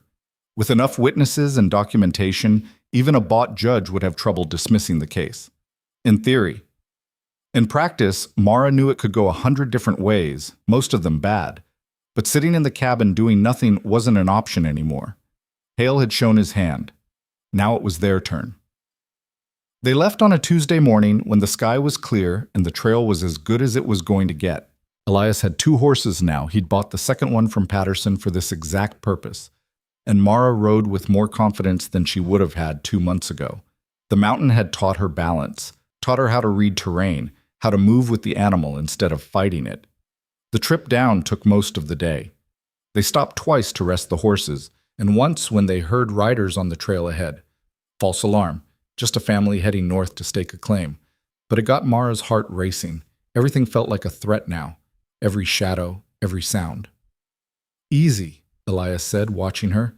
"Save that energy for when we need it." "How are you so calm?" "Practice." He checked his rifle, then nudged his horse forward. And knowing that being scared doesn't help. Either something's going to happen, or it's not. Being jumpy just makes you sloppy. They reached Coldwater just after sunset. The town looked different than Mara remembered, smaller somehow, less imposing. Or maybe she was just seeing it with different eyes. She wasn't the starving outcast anymore, wasn't the girl tied up in the square waiting to die. She was something else now, something harder. They bypassed the main street and headed for the north edge of town where Patterson had a cousin who ran a boarding house. The woman who answered their knock was short and round with suspicious eyes, but when Elias mentioned Tom's name, she relaxed. "He sent word you'd be coming," she said, ushering them inside. "Room's upstairs, second door on the left. I'll bring up food in an hour. You pay in advance and you keep quiet. I don't need trouble with the sheriff." "No trouble," Elias promised, pressing coins into her palm. Just passing through. The room was tiny, barely big enough for the narrow bed and washstand shoved against the wall. But it was clean and the door had a lock, and the window overlooked the back alley, which meant they could leave quickly if needed. "You take the bed," Elias said, dropping his pack in the corner. "I'll sleep on the floor." "We could share. The bed's big enough for two if we—" "Floor's fine." He cut her off, but his voice wasn't unkind. "Get some rest. We start early tomorrow." Mara wanted to argue, but she was too tired. The ride had taken more out of her than she'd expected, and every muscle ached. She pulled off her boots and collapsed onto the mattress, asleep almost before her head hit the pillow. She woke once in the night to find Elias sitting by the window, rifle across his lap, watching the street below. The moonlight turned his profile to silver and shadow. He looked older in that light, tired in a way that had nothing to do with lack of sleep, the weight of promises and years and choices that couldn't be undone. Mara almost said something, almost asked if he was all right, if he regretted bringing her down here, if he was scared, but the words stuck in her throat, and after a moment she closed her eyes and drifted back to sleep. Morning came cold and bright. They ate the breakfast Patterson's cousin brought up, eggs and bread and coffee strong enough to strip paint, then headed out separately. Elias would approach Walter Chen at the bank while Mara went to see Martha Keene. Less suspicious if they weren't seen together. Martha's house was on the east side of town, a neat little cottage with a garden plot already cleared for spring planting. Mara knocked and waited, her heart hammering. The woman who opened the door was older than Mara remembered, gray hair pulled back in a severe bun, eyes sharp behind wire-rimmed spectacles. "Yes?" Martha said, then recognition flickered across her face. "You, the thief." "Yes, ma'am." Mara kept her voice level. "I know you have no reason to help me, but I need to talk to you about Sheriff Hale." "I've got nothing to say about the sheriff. Please, just 5 minutes. I wouldn't ask if it wasn't important." Martha's jaw tightened. For a moment, Mara thought she'd slam the door. But then the older woman stepped back. "5 minutes," she said, "and only because you look less half-dead than last time I saw you." Inside, the house smelled like bread and lavender. Martha gestured to a chair at the kitchen table, but didn't sit herself, just stood with her arms crossed and waited. Mara pulled out the documents Elias had given her, laid them on the table. "My father was James Whitlock. He had a legal claim to land up past Widow's Creek. After he died, Sheriff Hale took that land through a forged counterclaim. These papers prove it." Martha glanced at the documents but didn't touch them. "What's that got to do with me?" "Your husband used to work at the land office. He was there when my father filed. He would have seen the original documents, would have known they were legitimate. My husband's been dead 6 years." "I know. I'm sorry." Mara took a breath. "But you might remember things he told you, about Hale, about how claims were processed, about irregularities or pressure from the sheriff's office." "Even if I did, what good would it do? My word against a badge?" "Not just your word. There are others willing to testify. We're building a case to take to the territorial governor, but we need people from Coldwater who'll stand up and say what they know." Martha was quiet for a long moment, staring at the papers on her table. Then she sighed and pulled out a chair, sitting down heavily. "My husband didn't just get fired," she said quietly. "Hale destroyed him, spread rumors he was taking bribes, falsifying records, ran him out of the land office and made sure no one in town would hire him afterward. We lost everything. Had to sell our house, move into this place. And Henry, my husband, he never recovered from the shame of it. Drank himself to death trying to forget." Mara's throat tightened. "I didn't know." "No one knows. No one asks." Martha looked up, and there were tears in her eyes. "Henry tried to fight, tried to expose what Hale was doing, and it killed him. So you'll forgive me if I'm not eager to make the same mistake. I'm not asking you to fight, just to tell the truth about what you remember. The truth got my husband killed." Silence kept Hale in power. Mara leaned forward. "I know you're scared. I am too. But if we don't stand up to him, who will? How many more people does he have to hurt before someone says enough?" Martha's hands were shaking. She pressed them flat against the table, steadying herself. What exactly do you want from me? She asked. Write down everything your husband told you about the land office. Dates, names, specific instances where Hale interfered or pressured people, anything that shows a pattern of corruption.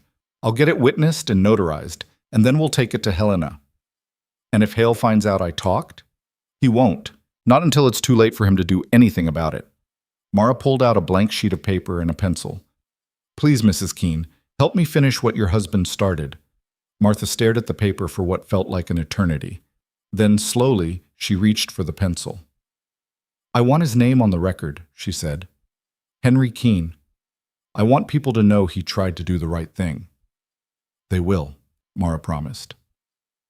It took an hour for Martha to write everything down. Names, dates, conversations Henry had overheard or been part of.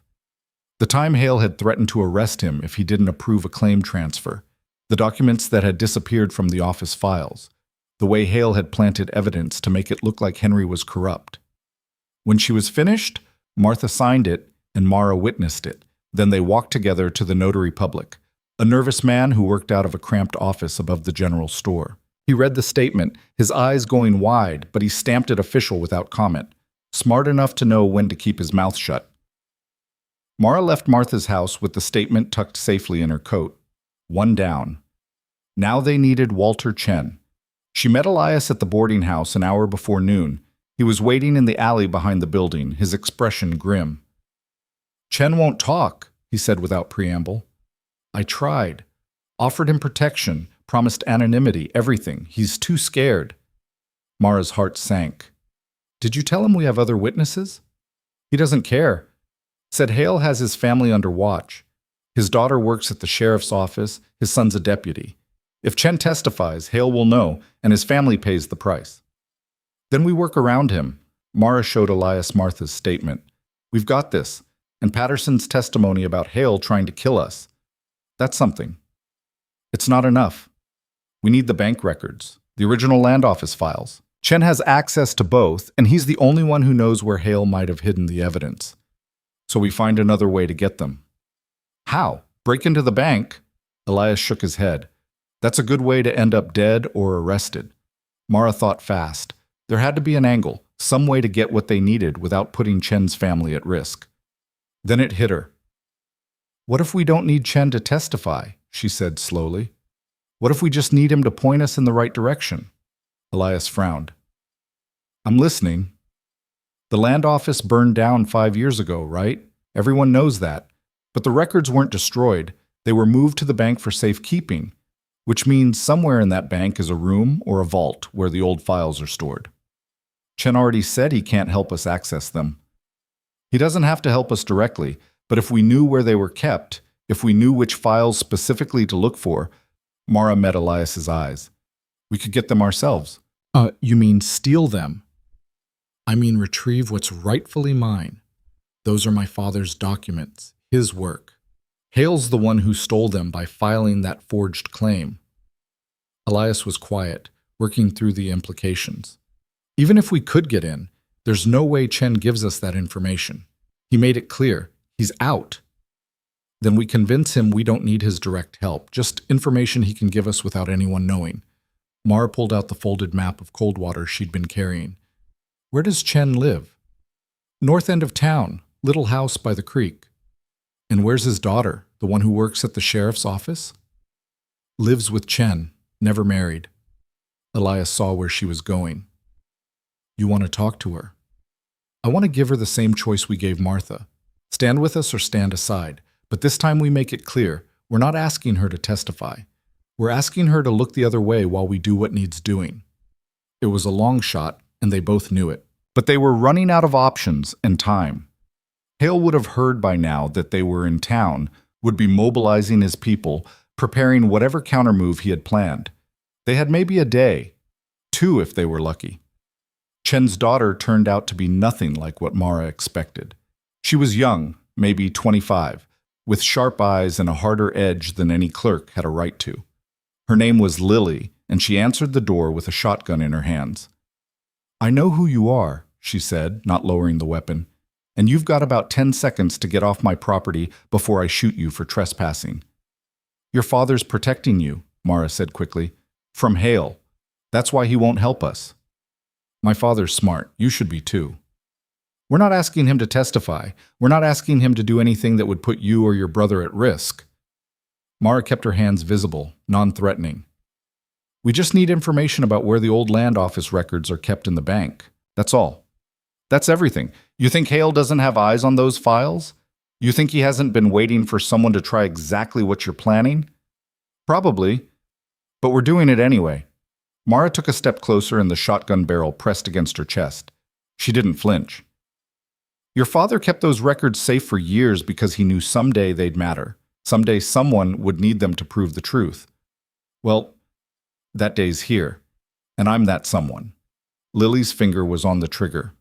One twitch and it was over, but something in her expression shifted, just slightly. You got a death wish, or you just stupid? She asked. Little of both, probably. Mara smiled without humor. But I'm also right. You know it. Your father knows it. Hale's been stealing and lying and destroying lives for 15 years, and nobody's stopped him because everyone's too scared. I'm scared too, but I'm more angry than scared now, and anger's a hell of a motivator. Lily stared at her for a long moment. Then she lowered the shotgun. My father gets hurt. I put a bullet in you myself, she said. We clear? Crystal. The old records are in the basement vault. Third shelf from the door, wooden crates marked with years. You're looking for 1841. That's when your father filed. The crate's locked, but the key's on a ring hanging from a nail behind the vault door. Hale checks those files once a month, always on the 15th. Today's the 12th. You've got 3 days before he knows anything's missing. Mara felt something loosen in her chest. Thank you. Don't thank me. Just make sure this actually matters. Make sure my father didn't spend 15 years protecting those records for nothing. They left before Chen came home. Back at the boarding house, Elias laid out the plan. The bank closed at 5. Most of the staff left by 6. The night watchman made his rounds every hour, starting at 7, which meant they had a window between 6 and 7, maybe a little longer if they were lucky, to get in, find the crate, get what they needed, and get out. It's tight, Elias said. Real tight. One mistake and we're caught. Then we don't make mistakes. Mara was checking her boots, tightening the laces. You said you were a soldier. You must have done night operations before. I was infantry, not a damn thief. Tonight you're both. She looked up at him. You getting cold feet? I'm getting realistic feet. This is breaking and entering, Mara. If we're caught, all the documentation in the world won't matter. We'll be the criminals. We're already criminals in Hale's eyes. Might as well earn it. Elias laughed despite himself. Your father would have had my head for teaching you to think like this. My father's dead because he played by the rules. Maybe it's time to try something different. They waited until full dark. The bank was on Main Street, a 2-story brick building with barred windows and a heavy oak door. Elias had scouted it earlier and found a back entrance used for deliveries, secured with a padlock that looked sturdy but was actually half rusted through. 3 solid hits with a rock, and it gave way. Inside, the bank was dark and silent. They moved by feel, Mara's hand on Elias's back as he led the way. Down a hallway, past the teller cages, to a door that opened onto stairs leading down. The basement smelled like mildew and old paper. Their lamp, carefully shuttered to show just a sliver of light, revealed rows of shelves packed with crates and boxes and files going back decades. Mara's heart was pounding so hard she could hear it in her ears. "Third shelf from the door," she whispered. They found the crate marked 1841 exactly where Lily said it would be. The lock was simple, the key right where it should be. Elias opened it and Mara pulled out files, scanning them quickly by lamplight. Property deeds, survey maps, transfer documents. And there, near the bottom, her father's original claim certificate with his signature clear and unmistakable. Next to it was Hale's counterclaim. Mara held them side by side. The forgery was obvious. Different paper stock, different ink, signatures that didn't quite match the official seal. It was sloppy work, done by someone who'd been confident no one would ever look this closely. Got it, she breathed. Take both, Elias said, and anything else that looks relevant. We'll sort it out later. Mara grabbed everything, claim forms, witness statements, The surveyor's notes her father had filed with the original documentation. She stuffed them into the satchel Elias had brought, her hand shaking with adrenaline. They were almost to the stairs when they heard footsteps above them. Elias went still, his hand on Mara's arm. The footsteps came closer, heavy boots on hardwood. Then voices. 2 men, maybe 3, said he saw a light in the window. Probably nothing. Building's old, plays tricks. Better check anyway. Hale wants everything tight. Mara's blood turned to ice. They were trapped. The only way out was up those stairs, and armed men were coming down. Elias pulled her behind a shelf stack, shuttering the lamp completely. Darkness swallowed them. Mara pressed against the wall, barely breathing, as the footsteps reached the bottom of the stairs. Light flooded the basement. A lantern held high, sweeping across the space. Mara could see shadows moving, 3 men spreading out to search. One of them was Hank Farrow, the deputy with the lazy eye who'd tied her wrists too tight in the square. She recognized his silhouette. "Nothing down here," one of the other men said. "Check the vault." Footsteps approached. Mara felt Elias shift beside her, his hand going to the knife at his belt. If they were found, it would turn violent fast. No talking their way out of this one. The deputy reached the vault door, peered inside. Mara held her breath, every muscle locked tight. Then, from somewhere above them, glass shattered. All 3 deputies turned, rushing back toward the stairs. Shouting, confusion, the sound of more breaking glass. The basement emptied out in seconds, leaving Mara and Elias alone in the dark. "Go," Elias hissed.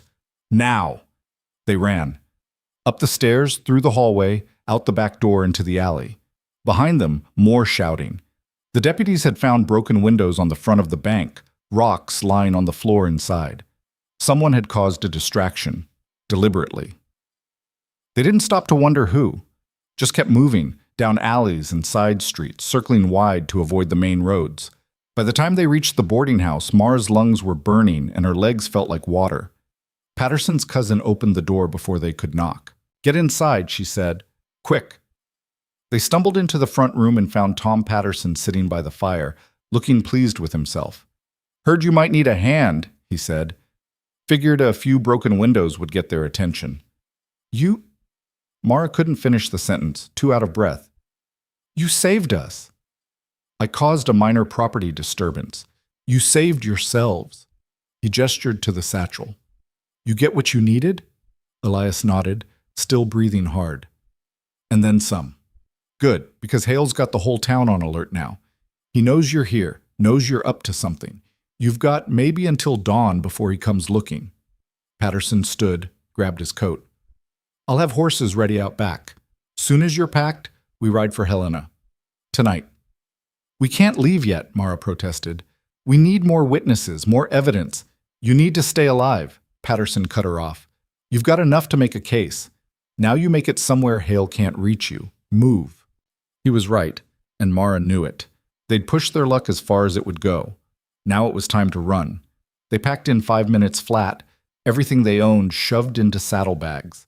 Patterson's cousin pressed food into their hands, bread, dried meat, a flask of whiskey, and refused payment. "Just make that bastard pay," she said. The horses were ready in the alley, along with Patterson and 2 of his partners. 5 riders total. Enough to be intimidating, enough to discourage pursuit.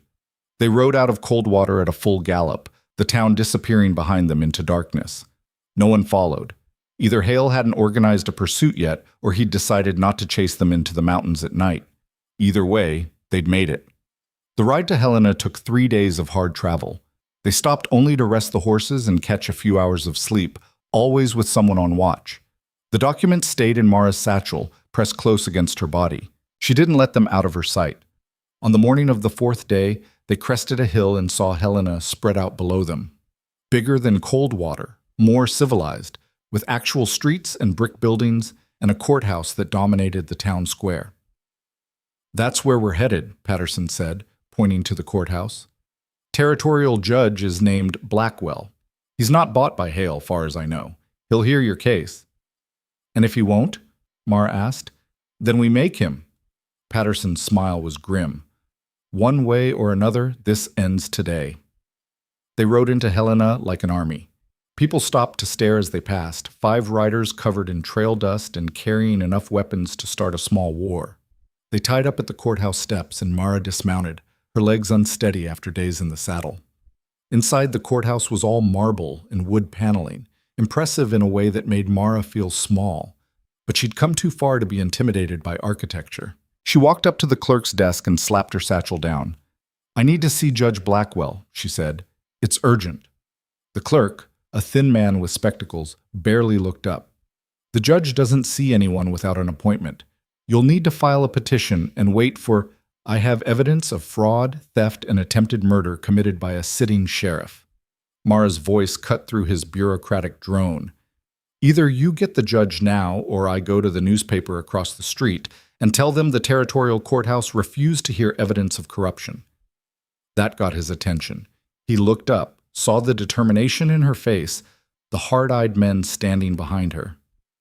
"Wait here," he said, and disappeared through a door. 5 minutes later, they were in Judge Blackwell's chambers.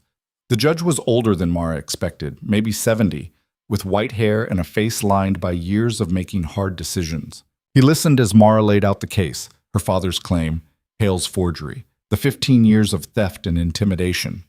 She showed him the documents, walked him through the evidence piece by piece. Martha Keene's statement, the survey maps with her father's signature, the forged counterclaim with its obvious discrepancies, Patterson's testimony about Hale's attempt on their lives. When she was finished, Blackwell sat back in his chair and steepled his fingers. "This is serious," he said. "If what you're alleging is true, Sheriff Hale has committed multiple felonies." "It's true," Mara said. "Every word. The question is whether I have jurisdiction. Hale's a county sheriff. I'm a territorial judge. There are procedures, chains of command. With respect, Your Honor, those procedures are what let Hale operate for 15 years without consequences." Mara leaned forward. "If you don't have jurisdiction, who does? The governor? The federal marshal? Because I'll go to whoever I need to go to, but I'm not stopping until Hale answers for what he's done." Blackwell studied her for a long moment. Then he smiled just slightly. "You remind me of my daughter," he said, "stubborn as hell, and twice as fierce."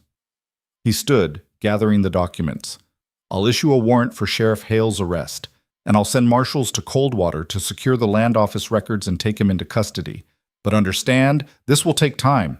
Legal proceedings move slow, and Hale will fight every step." "I've got time," Mara said, "and I've got fight."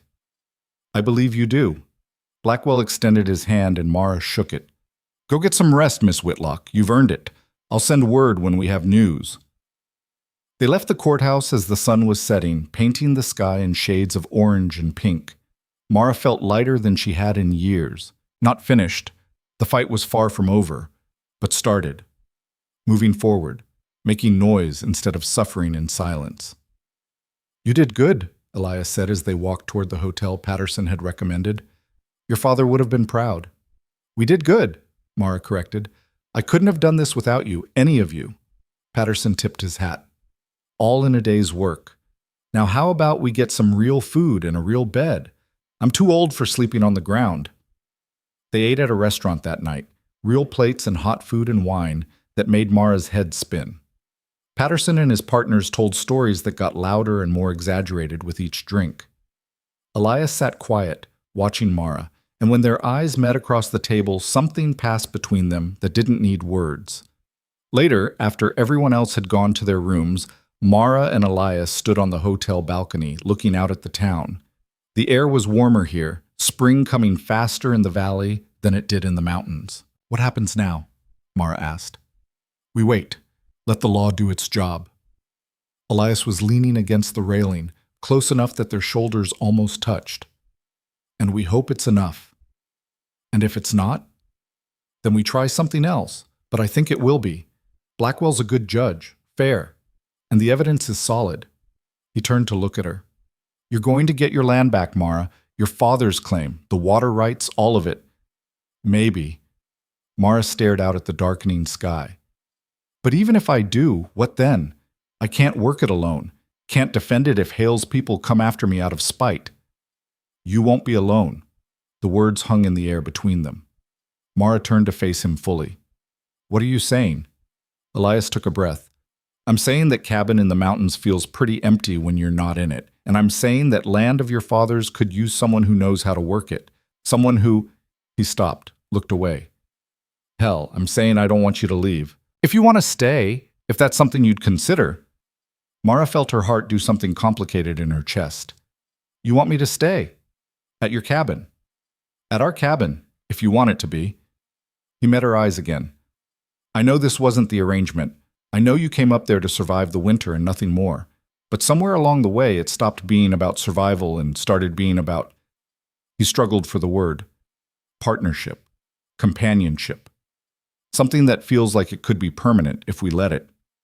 Is that what you want? Permanent? I want you, Elias said simply. However that looks, whatever that means.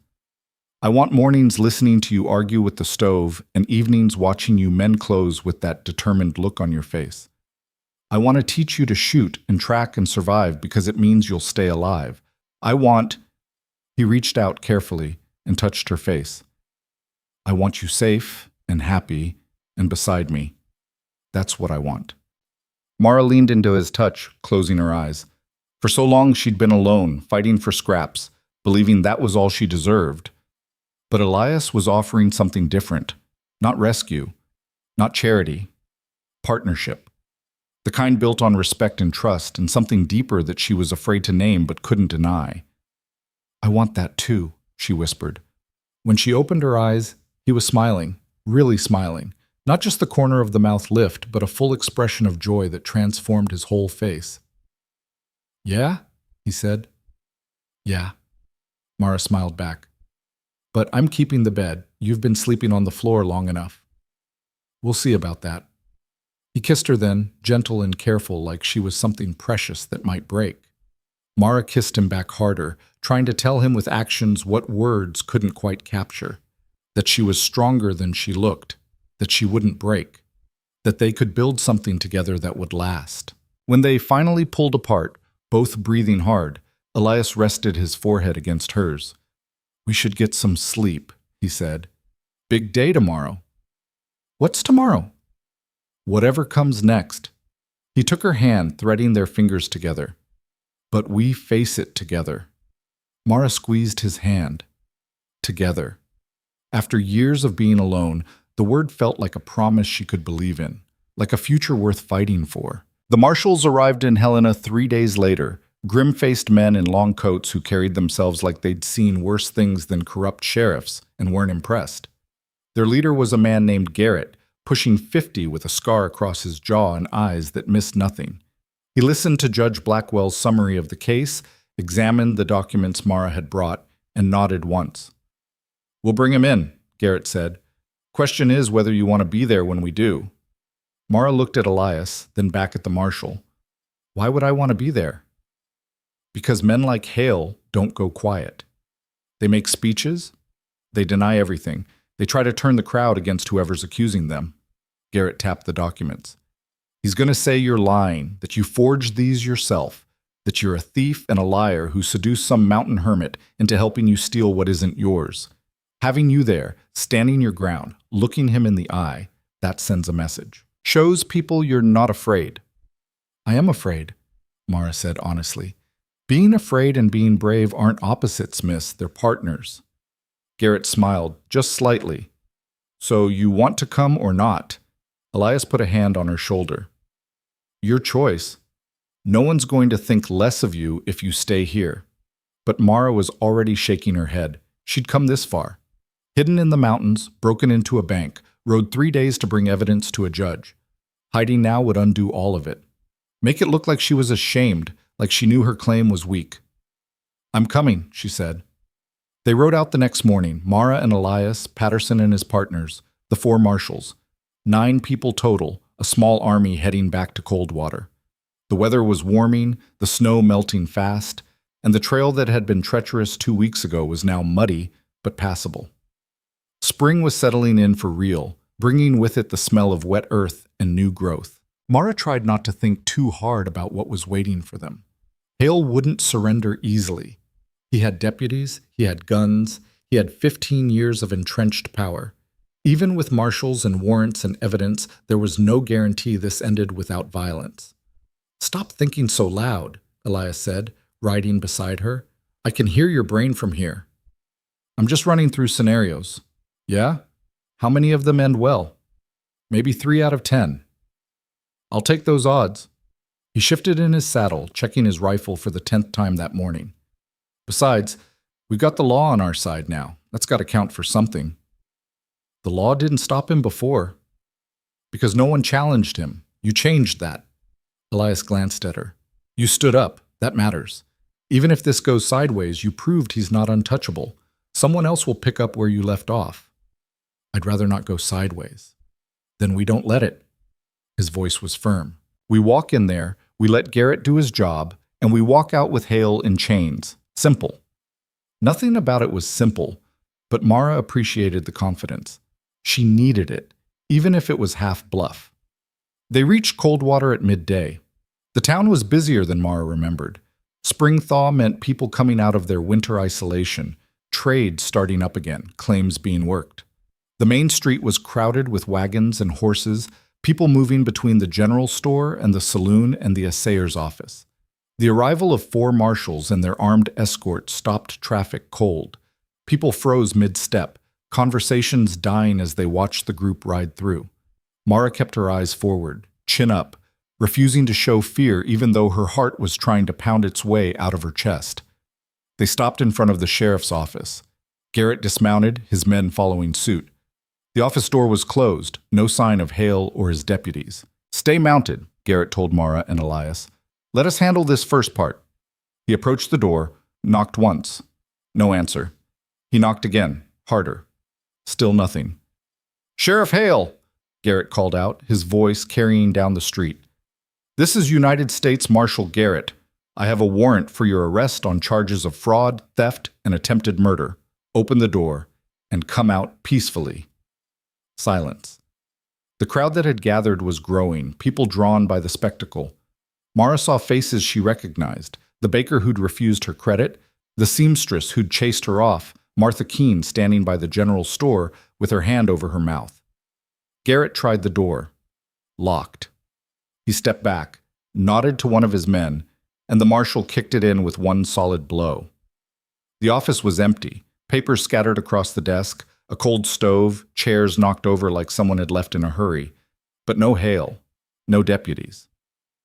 "He ran," Patterson said, sounding almost disappointed. "Bastard ran." "Maybe."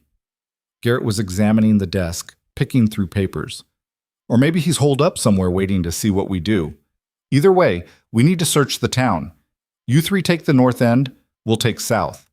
Anyone sees Hale or his deputies, you signal and wait for backup. Do not engage unless you're fired on first." The marshals split up, moving with practiced efficiency. Mara dismounted despite Garrett's instruction to stay on her horse, and Elias followed her. "Where are you going?" he asked. "The land office. If Hale's destroying evidence, that's where he'd start." They found the land office exactly where she remembered it, a small building next to the bank with a faded sign above the door. The door was ajar, hanging crooked on its hinges. Inside, chaos. File cabinets overturned, papers everywhere, drawers pulled out and emptied. Someone had been here recently, searching for something or destroying it. Mara started gathering papers, trying to sort them into some kind of order. Most were useless, old receipts, correspondence, routine filings.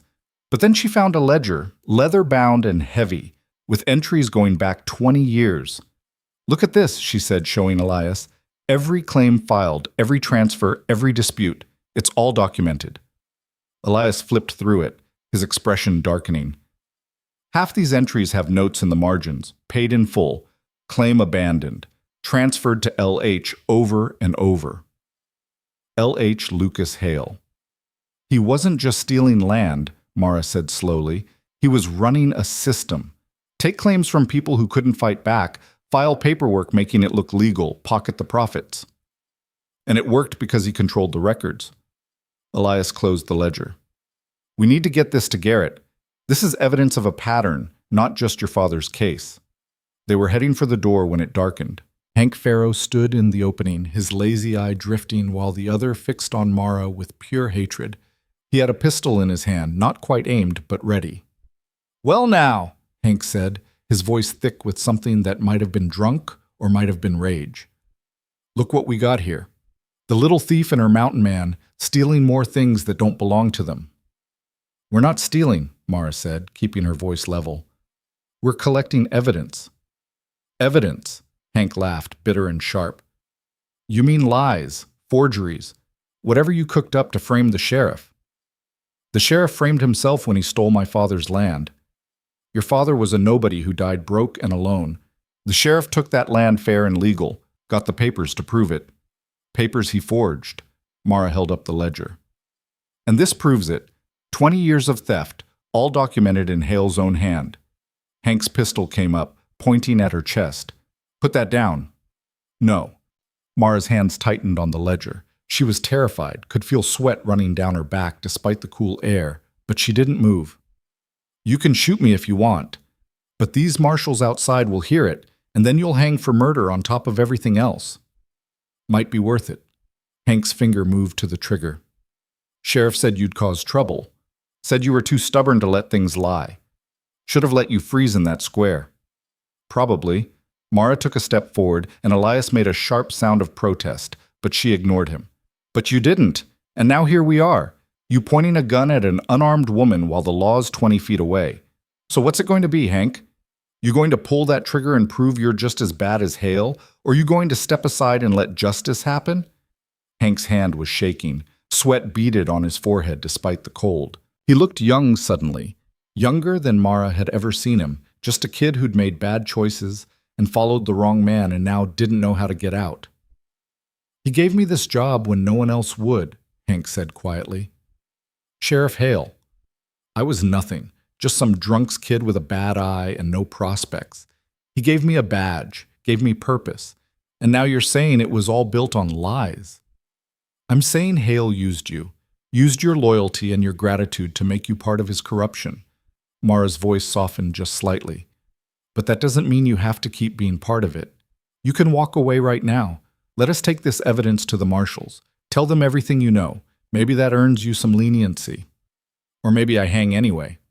"Maybe, but at least you'd hang knowing you tried to do the right thing at the end." The pistol wavered.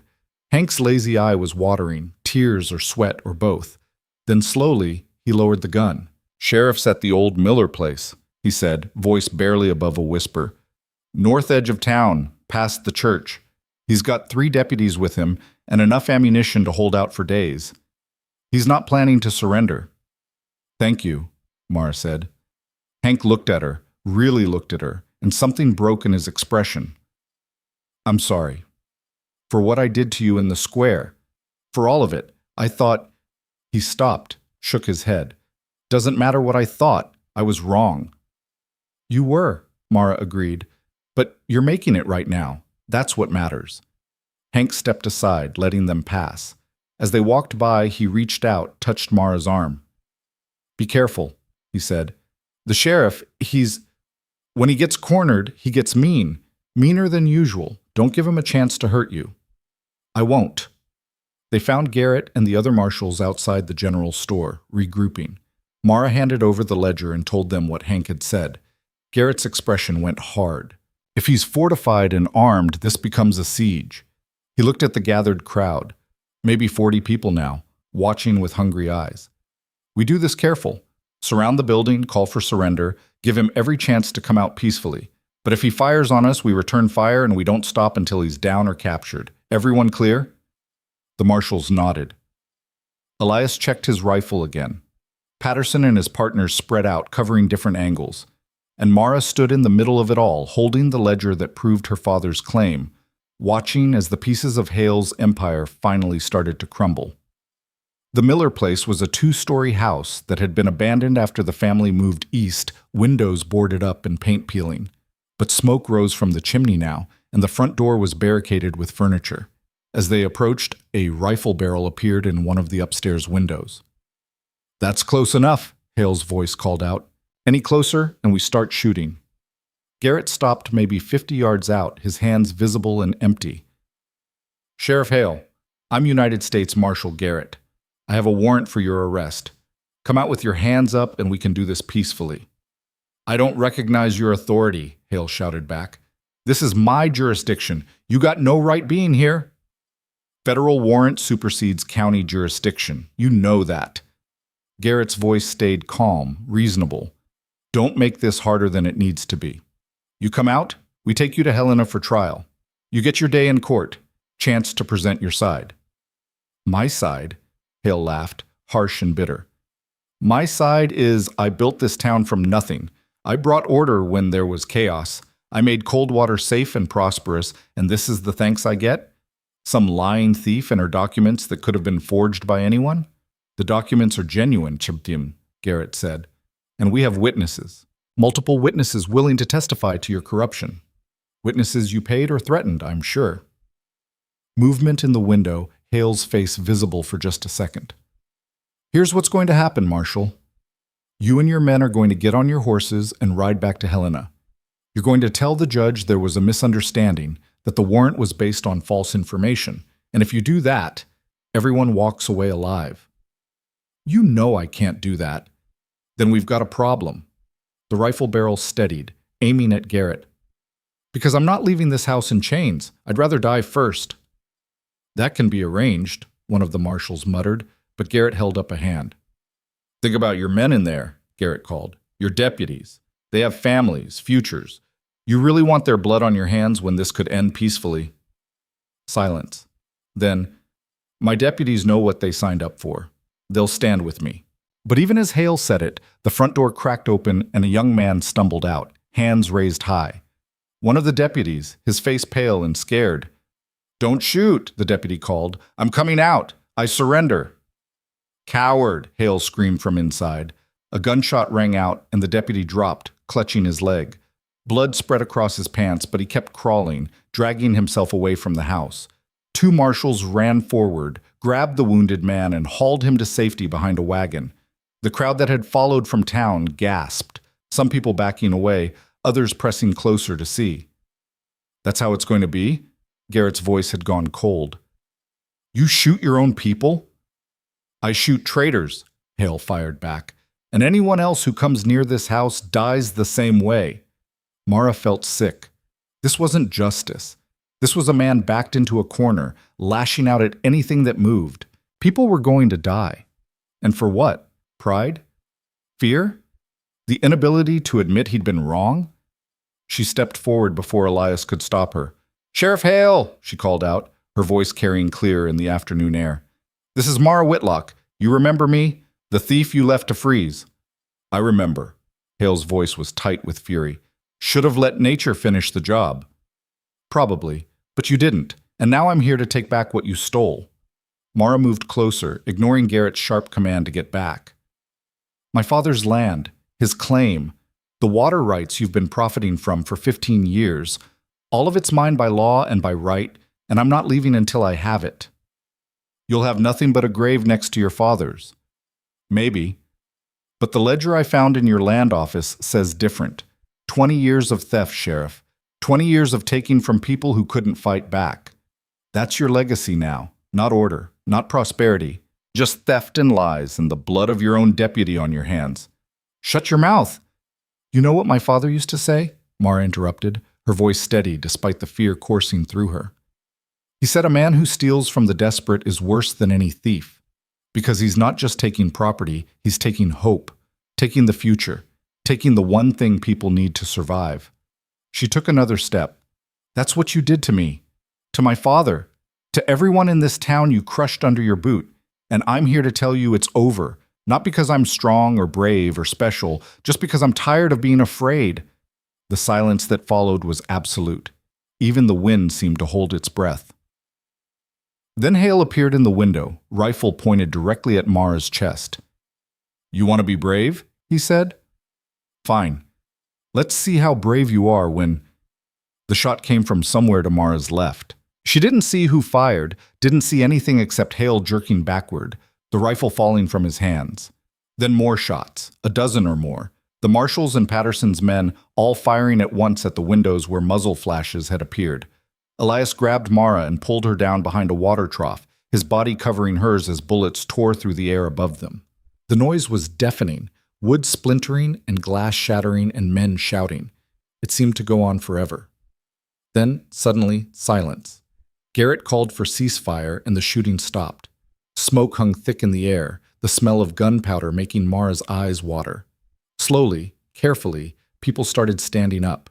The house was riddled with bullet holes, 2 windows completely shot out, the front door hanging crooked. "Hale!" Garrett called. "You alive in there?" No response. One of the marshals circled around back while another approached from the side. They moved with weapons ready, expecting return fire that never came. The marshal reached the door, kicked it open, disappeared inside. A minute passed. 2. Then he appeared in the doorway, his expression grim. "Hale's dead," he called. "Took a bullet to the chest. Other 2 deputies are wounded but alive. They're surrendering." The crowd erupted. Some people cheering, some crying, some just standing there in shock. Mara felt Elias's arms around her and realized she was shaking so hard her teeth chattered. "It's over," Elias was saying against her hair. "It's over. You're safe." But Mara didn't feel safe. She felt hollow, scraped clean by adrenaline and fear, and something that might have been grief. She'd wanted justice, wanted Hale to answer for his crimes. She hadn't wanted him dead, hadn't wanted more violence, more blood. "He didn't give us a choice," Garrett said, reading her expression. He'd come over while the other marshals secured the scene, his face weary. "We gave him every chance to surrender. He chose this." "I know." Mara's voice sounded distant, not quite her own. "I just wish—" "Don't." Garrett's voice was firm, but not unkind. "Don't second-guess this.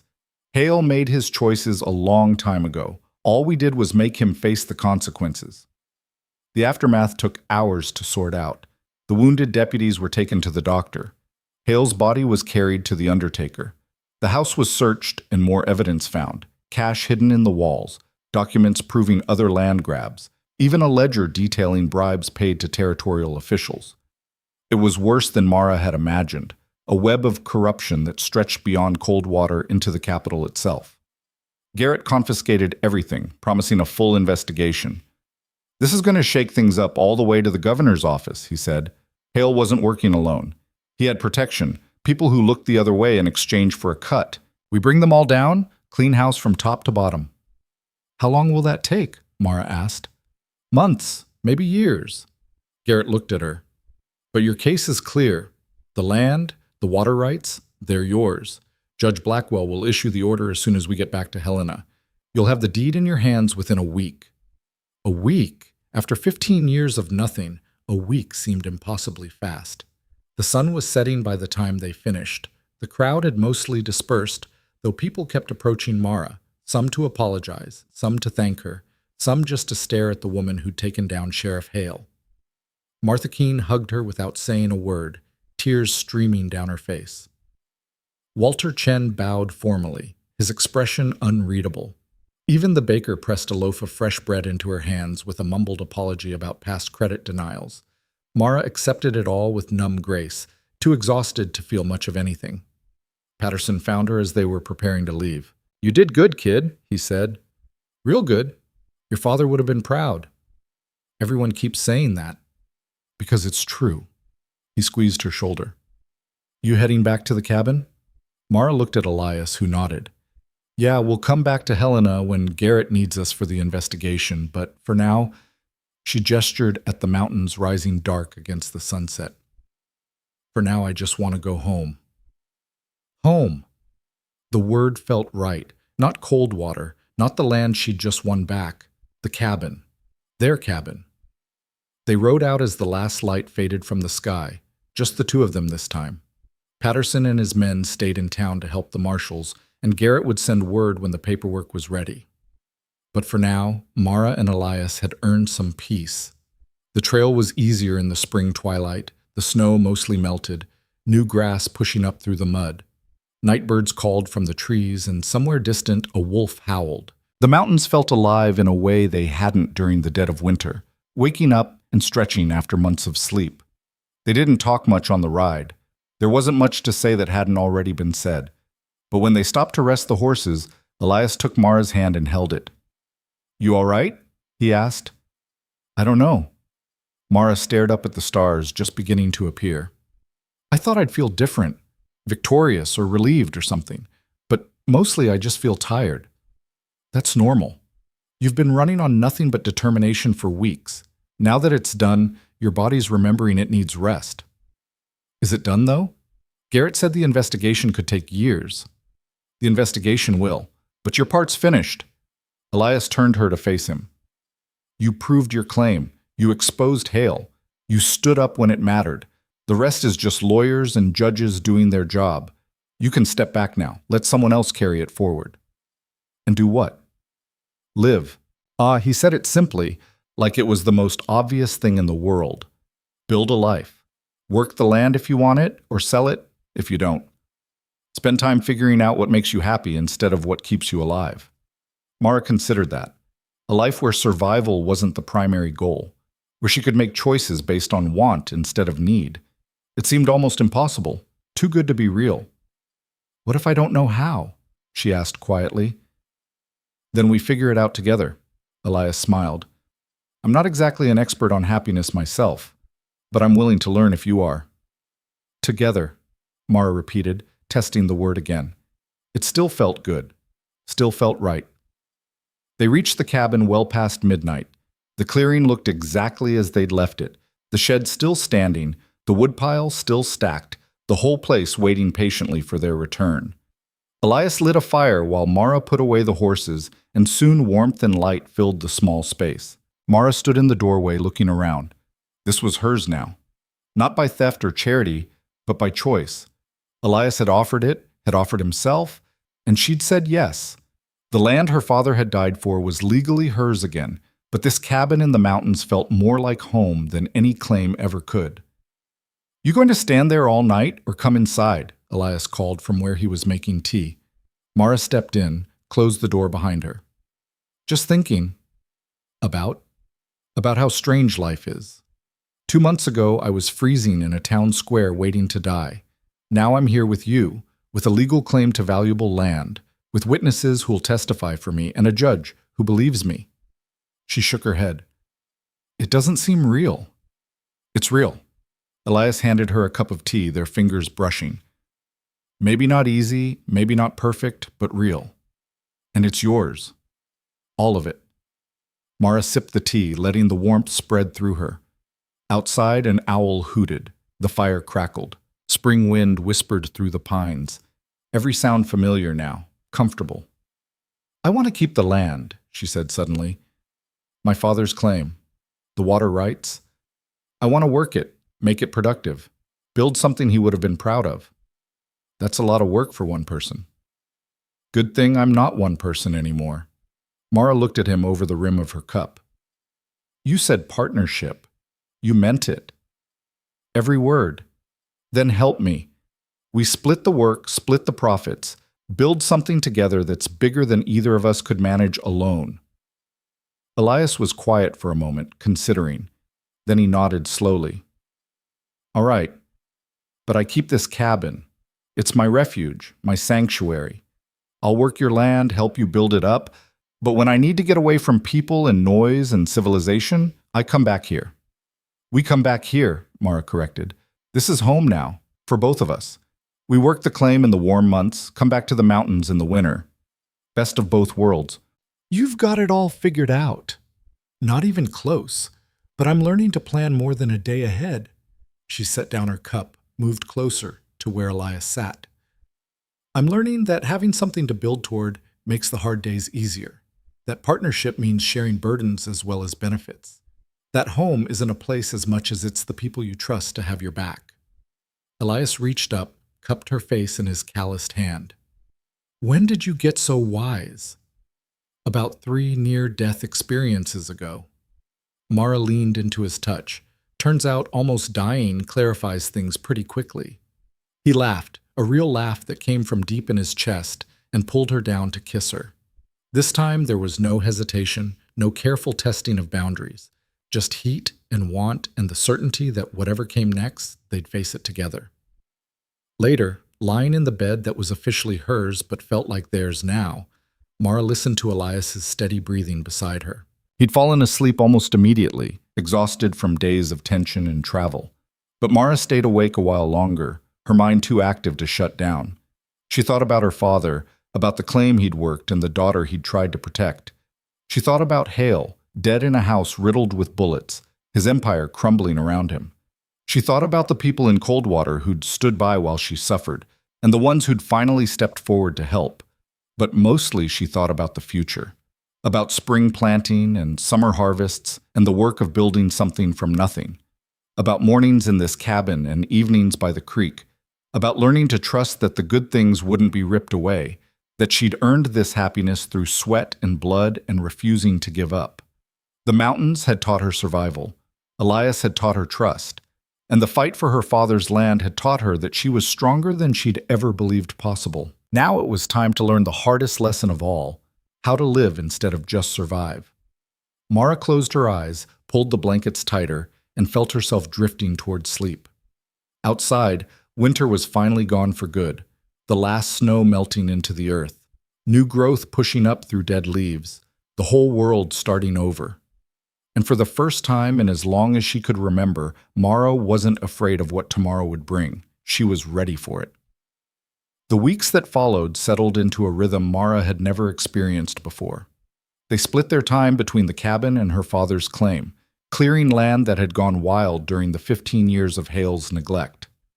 The water rights turned out to be even more valuable than the documents suggested, a year-round spring that fed into irrigation channels her father had dug, perfect for crops or livestock or selling water shares to other claims downstream. Your father knew what he was doing, Elias said, examining the system. This is engineering, real engineering. He didn't just find water, he built infrastructure. They hired help, young men from Coldwater looking for work, a few families who'd been run off by Hale and were eager to return now that he was gone. The community that formed wasn't large, but it was solid, built on mutual respect and fair wages. Mara paid better than most claim owners and word spread. By summer, they had a full crew and the land was producing again. Patterson came by once a month, always bringing news from Helena or Coldwater. The investigation into Hale's corruption was uncovering more dirt than anyone had expected. 3 territorial officials had been arrested. The land office was being completely reorganized. Judge Blackwell had been promoted to oversee the cleanup, and he ruled fairly on every disputed claim that crossed his desk. You started something, Patterson told Mara during one visit. People aren't accepting corruption like they used to. They're asking questions, demanding transparency. You gave them courage. I just wanted my father's land back. Yeah, well, sometimes that's enough. He tipped his hat. Keep doing what you're doing. The territory needs more people like you. The legal claim was finalized in June. Mara stood in Judge Blackwell's office and held the deed to her father's land, his signature at the bottom next to the territorial seal, everything official and binding. It felt surreal, holding proof of something she'd fought for so long to reclaim. Your father would be proud, Blackwell said, echoing Patterson's words. And I hope you'll continue his legacy of fair dealing and honest work. I plan to, Mara said, for as long as I'm able. She and Elias were married in August. A small ceremony at the cabin with Patterson and his partners as witnesses. No priest, no church, just promises made in front of people they trusted, simple and binding. Martha Keene came up from Coldwater with a cake she'd baked, and Walter Chen brought a bottle of rice wine his grandfather had made. You did good, Martha whispered as she hugged Mara. Both of you. Henry would have liked seeing this. The celebration was modest but joyful. They ate and drank and danced to music Patterson played on a battered fiddle. And when the sun set and their guests departed, Mara and Elias sat on the porch and watched the stars come out. No regrets? Elias asked. Not a single one. Mara leaned against his shoulder. You? Only that I didn't do this 15 years ago when your father first asked me to look after you. I was 13. Point taken. He kissed the top of her head. But I should have done more. Should have stepped in sooner. You did exactly what you were supposed to when it mattered. Mara turned to look at him. You saved my life, gave me a home, stood beside me when I fought back. That's more than most people get in a lifetime. You deserved more than most people. Maybe. but I'm happy with what I've got. She gestured at the mountains, the cabin, the life they were building together. This is enough. This is everything. They sat in comfortable silence, watching the night deepen. Somewhere in the forest, a wolf howled and another answered. The sound used to terrify Mara. Now it was just part of the symphony, wind and water and wild things, all existing together in the space between civilization and wilderness. Fall came, and with it, the harvest. The crops they'd planted did better than expected, the water rights proving their worth. They sold grain to Coldwater and the surrounding claims, building a reputation for quality and fair prices. Money came in, steady and reliable, enough to pay their workers and save for next season, and still have some left over. "We should expand," Mara said one evening, reviewing their accounts. "Buy the adjoining claim if it comes available. Build proper irrigation, maybe a mill." "Getting ambitious," Elias observed, but he was smiling. "Getting practical. This land can support more if we work it right, and there are families who need work, need stability. We can provide that." "We can." Elias came to stand behind her, reading over her shoulder. "But not this year. This year we focus on what we've got, make sure it's solid before we expand. Next spring we can talk about buying more land." "Next spring," Mara agreed. "Always another season, another chance to build something better.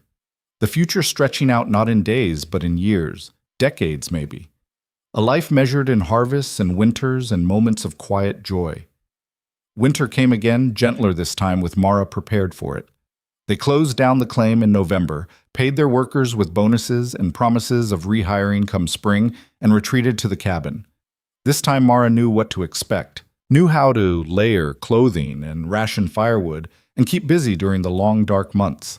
She spent the winter reading books Elias had collected, learning about agriculture and engineering and the wider world beyond Montana territory. Elias taught her to shoot properly, to track game, to navigate by stars. They were easy lessons now, without the desperation of survival driving them. Just skills shared between partners. On the coldest nights they'd lie in bed and plan for spring. What crops to plant, what improvements to make, whether they should invest in livestock. Practical discussions that somehow felt romantic, building a future one conversation at a time. "You think we'll ever get bored?" Mara asked during one of these talks. "Of just working the land, living up here?" "Maybe. If we do, we'll find something else to do." Elias pulled her closer. "The beauty of having options is you can change your mind, try something new. We're not locked into anything." "I like that, having choices." "Me too." He was quiet for a moment. "Never thought I'd want to share this life with anyone. Got too used to being alone. But having you here, it makes everything better, even the hard parts." Mara understood. She'd been alone for so long, first by circumstance and then by choice, believing that depending on anyone else would lead to disappointment. But Elias had proved her wrong, had shown her that partnership could be strength instead of weakness, that having someone to share burdens made them lighter instead of heavier. Spring returned like a promise kept. The snow melted, the creek ran high, and new growth pushed up through last year's dead stalks. They opened up the claim again, rehired their workers, planted crops with seeds they'd saved from the previous harvest. Everything felt familiar now, comfortable. The rhythm of work and rest, of building and maintaining. Patterson visited in April with news that the territorial investigation was finally wrapping up. 15 officials had been charged, 8 had resigned, the land office had been completely reorganized under new management. The governor himself had issued a formal apology to the families affected by Hale's corruption and established a fund to compensate those who'd lost land unjustly. "They want you to come to Helena," Patterson said. "Present you with some kind of award for your role in exposing the corruption. Public ceremony, newspaper coverage, the whole thing." Mara considered it.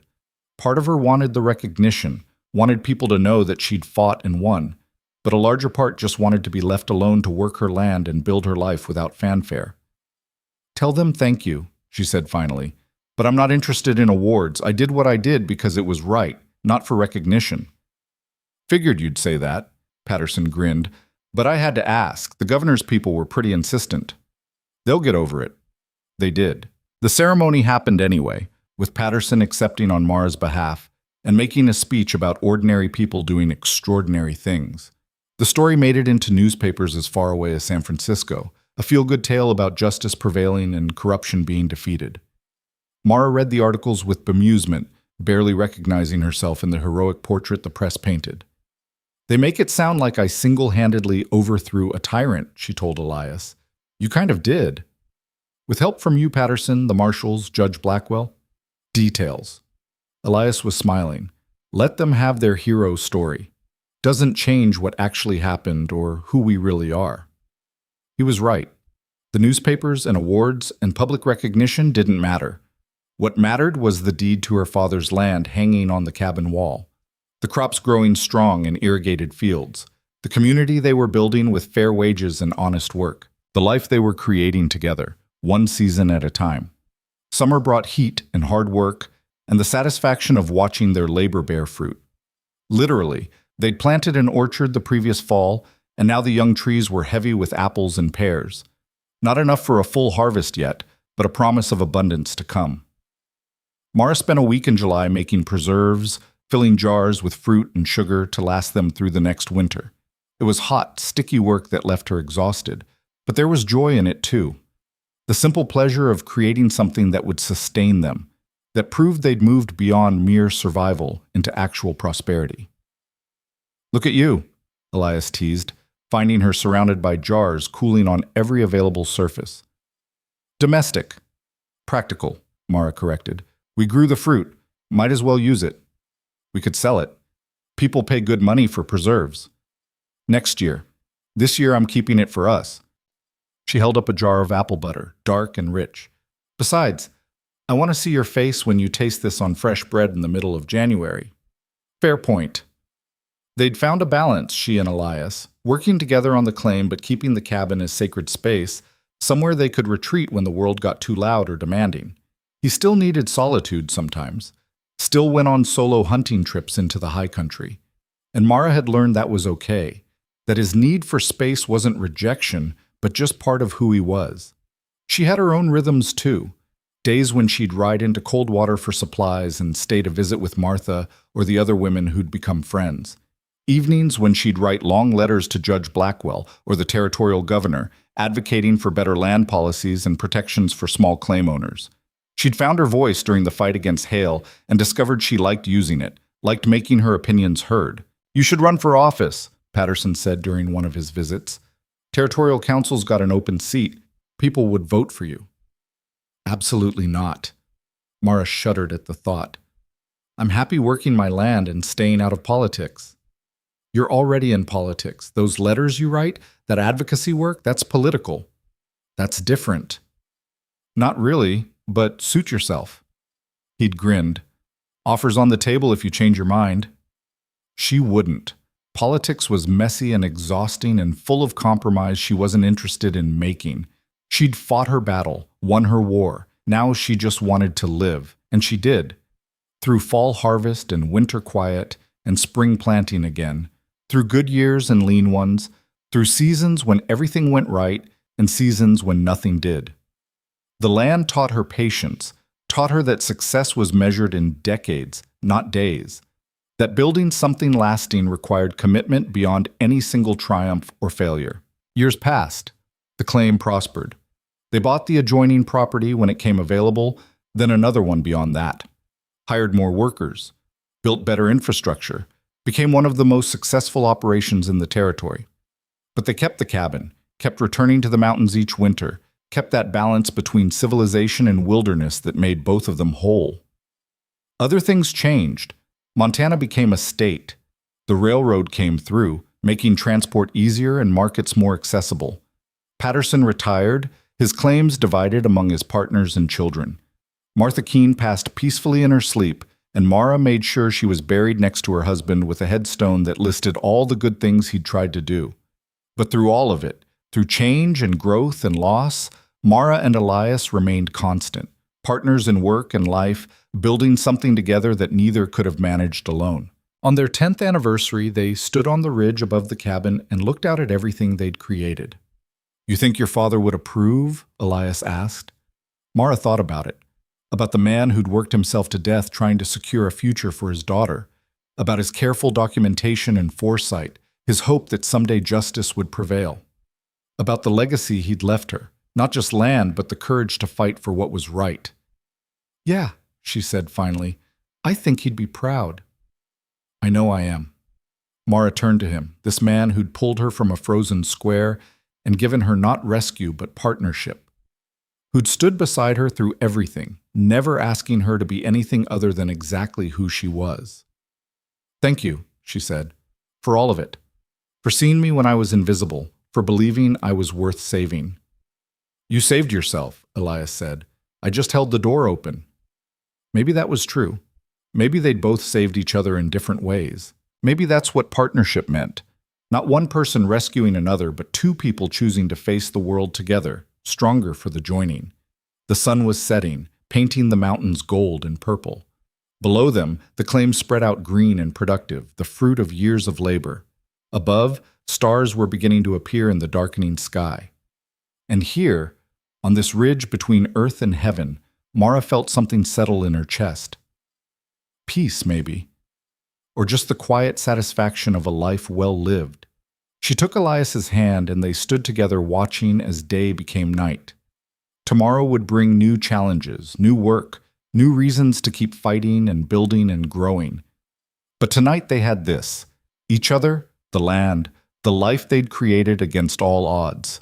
It was enough. It was everything. And when they finally turned to walk back to the cabin, Mara carried with her not the weight of past struggles, but the lightness of future possibilities. The mountains had taught her to survive. Love had taught her to live. And the journey from one to the other had made her into someone her father would recognize. Strong, stubborn, and absolutely refusing to give up. Not on the land, not on love, not on the life she'd fought so hard to claim as her own.